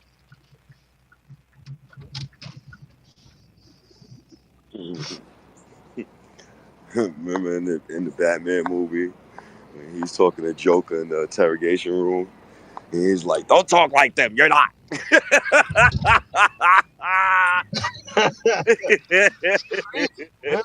It's so crazy. What they did to us today was biblical, bro. That needed to happen. I don't know why, and I really hope that I'm not going home in a week. Like, if I have to go home in a week and like sit with this, and that means I can't enjoy nothing. Yo, Robert. You know. Yo, Robert. I ain't enjoying shit. If I'm not gonna lie to you, after putting out the video, sold my soul to Tibbs and all this, that, and the third. I don't mind it. If these motherfuckers go out and they lay 3 straight eggs, my nigga, after going up 2-0 and you was up 2-0, by the way, back-to-back seasons, they better win a fucking game at home this series. I swear to God. That shit. The Knicks fail to win a game at home this series, it's going to be a problem. No, Actually, I don't give a fuck. No, but if they don't, actually, let me chill. We got road court advantage. My bad. It's not even about the home court advantage. It's about the psychological. We got road court advantage. About the psychological advantage. Shout out to Billy, man. Billy called that shit from fucking Indiana. He said, "Y'all don't have a home court advantage." Knicks fans talking about, "Will, we got 2 at the crib." I don't know why y'all happy. We don't have a home court advantage. It's the truest shit he's ever said on this mic, man. I mean, hey, y'all the ones who, me too as well. I think honestly, Yo, State, today was not a Tibbs day, by the way. It wasn't his fault. I'm not doing this, bro. No, it was not his fault. Those players stunk. Yeah, they stunk it up. Yeah, this is probably the first time, like in a playoff game, where I literally watched the coach try to coach, and the players literally just hauled ass. I can't blame Tibbs for that, bro. I can't blame Tibbs. I literally watched Mikal Bridges. This is why I'm like literally annoyed. I watched Mikal Bridges on. I could count like 10 possessions. I'm gonna go back and rewatch the game when I get inside my mom's crib to watch my nephew because I know he's gonna give me fucking hard. I Yeah. Can I just say one thing? There's not one player that I want to count out, but if there's one player that I'm not gonna shit on right now on the Knicks roster, guess who it is? After today's game, guess who it is? After today's game, Yeah, if there's one player, you know what, you did whatever, you did good, man. he did good. I say Mitchell Robinson. Mitchell Robinson. I'm not yo, he's fighting. He is. He's fighting. He may airball a fucking free throw. Yeah, I don't give a fuck his about ass that. off. I don't give a fuck about that. Yo, You can listen. live if he That's on the coach. Guys match the energy, bro. That's Play on the coach, hard. bro. If you see, Yo, State, what's the issue with Mikal Bridges? what's the issue with Mikal? Mikal can't get. All right, so I'm gonna bring it back to like the hood terms when it comes to Mikal. Mikal can't beat bop boop, beat beat past the defense when the defense is on his body.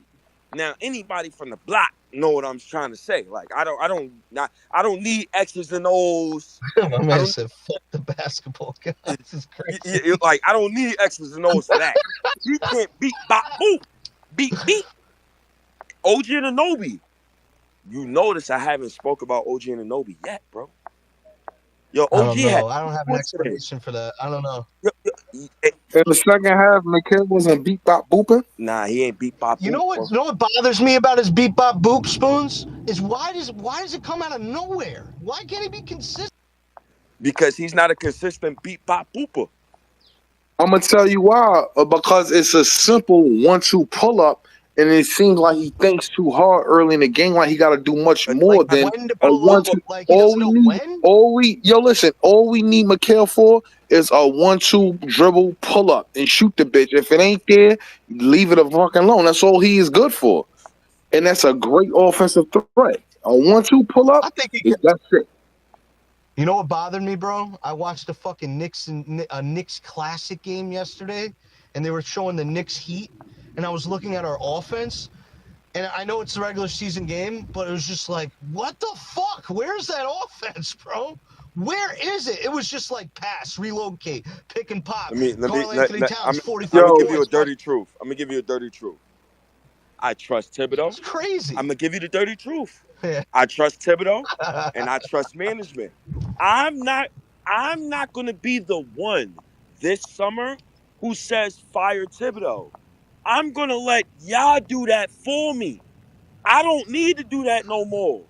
I'm supporting the coach. No, that's true. I'm supporting the coach. Man, fuck that. I don't know if I'm hopping the line, but if y'all not gonna say this shit, OG and Brunson play like pussies today.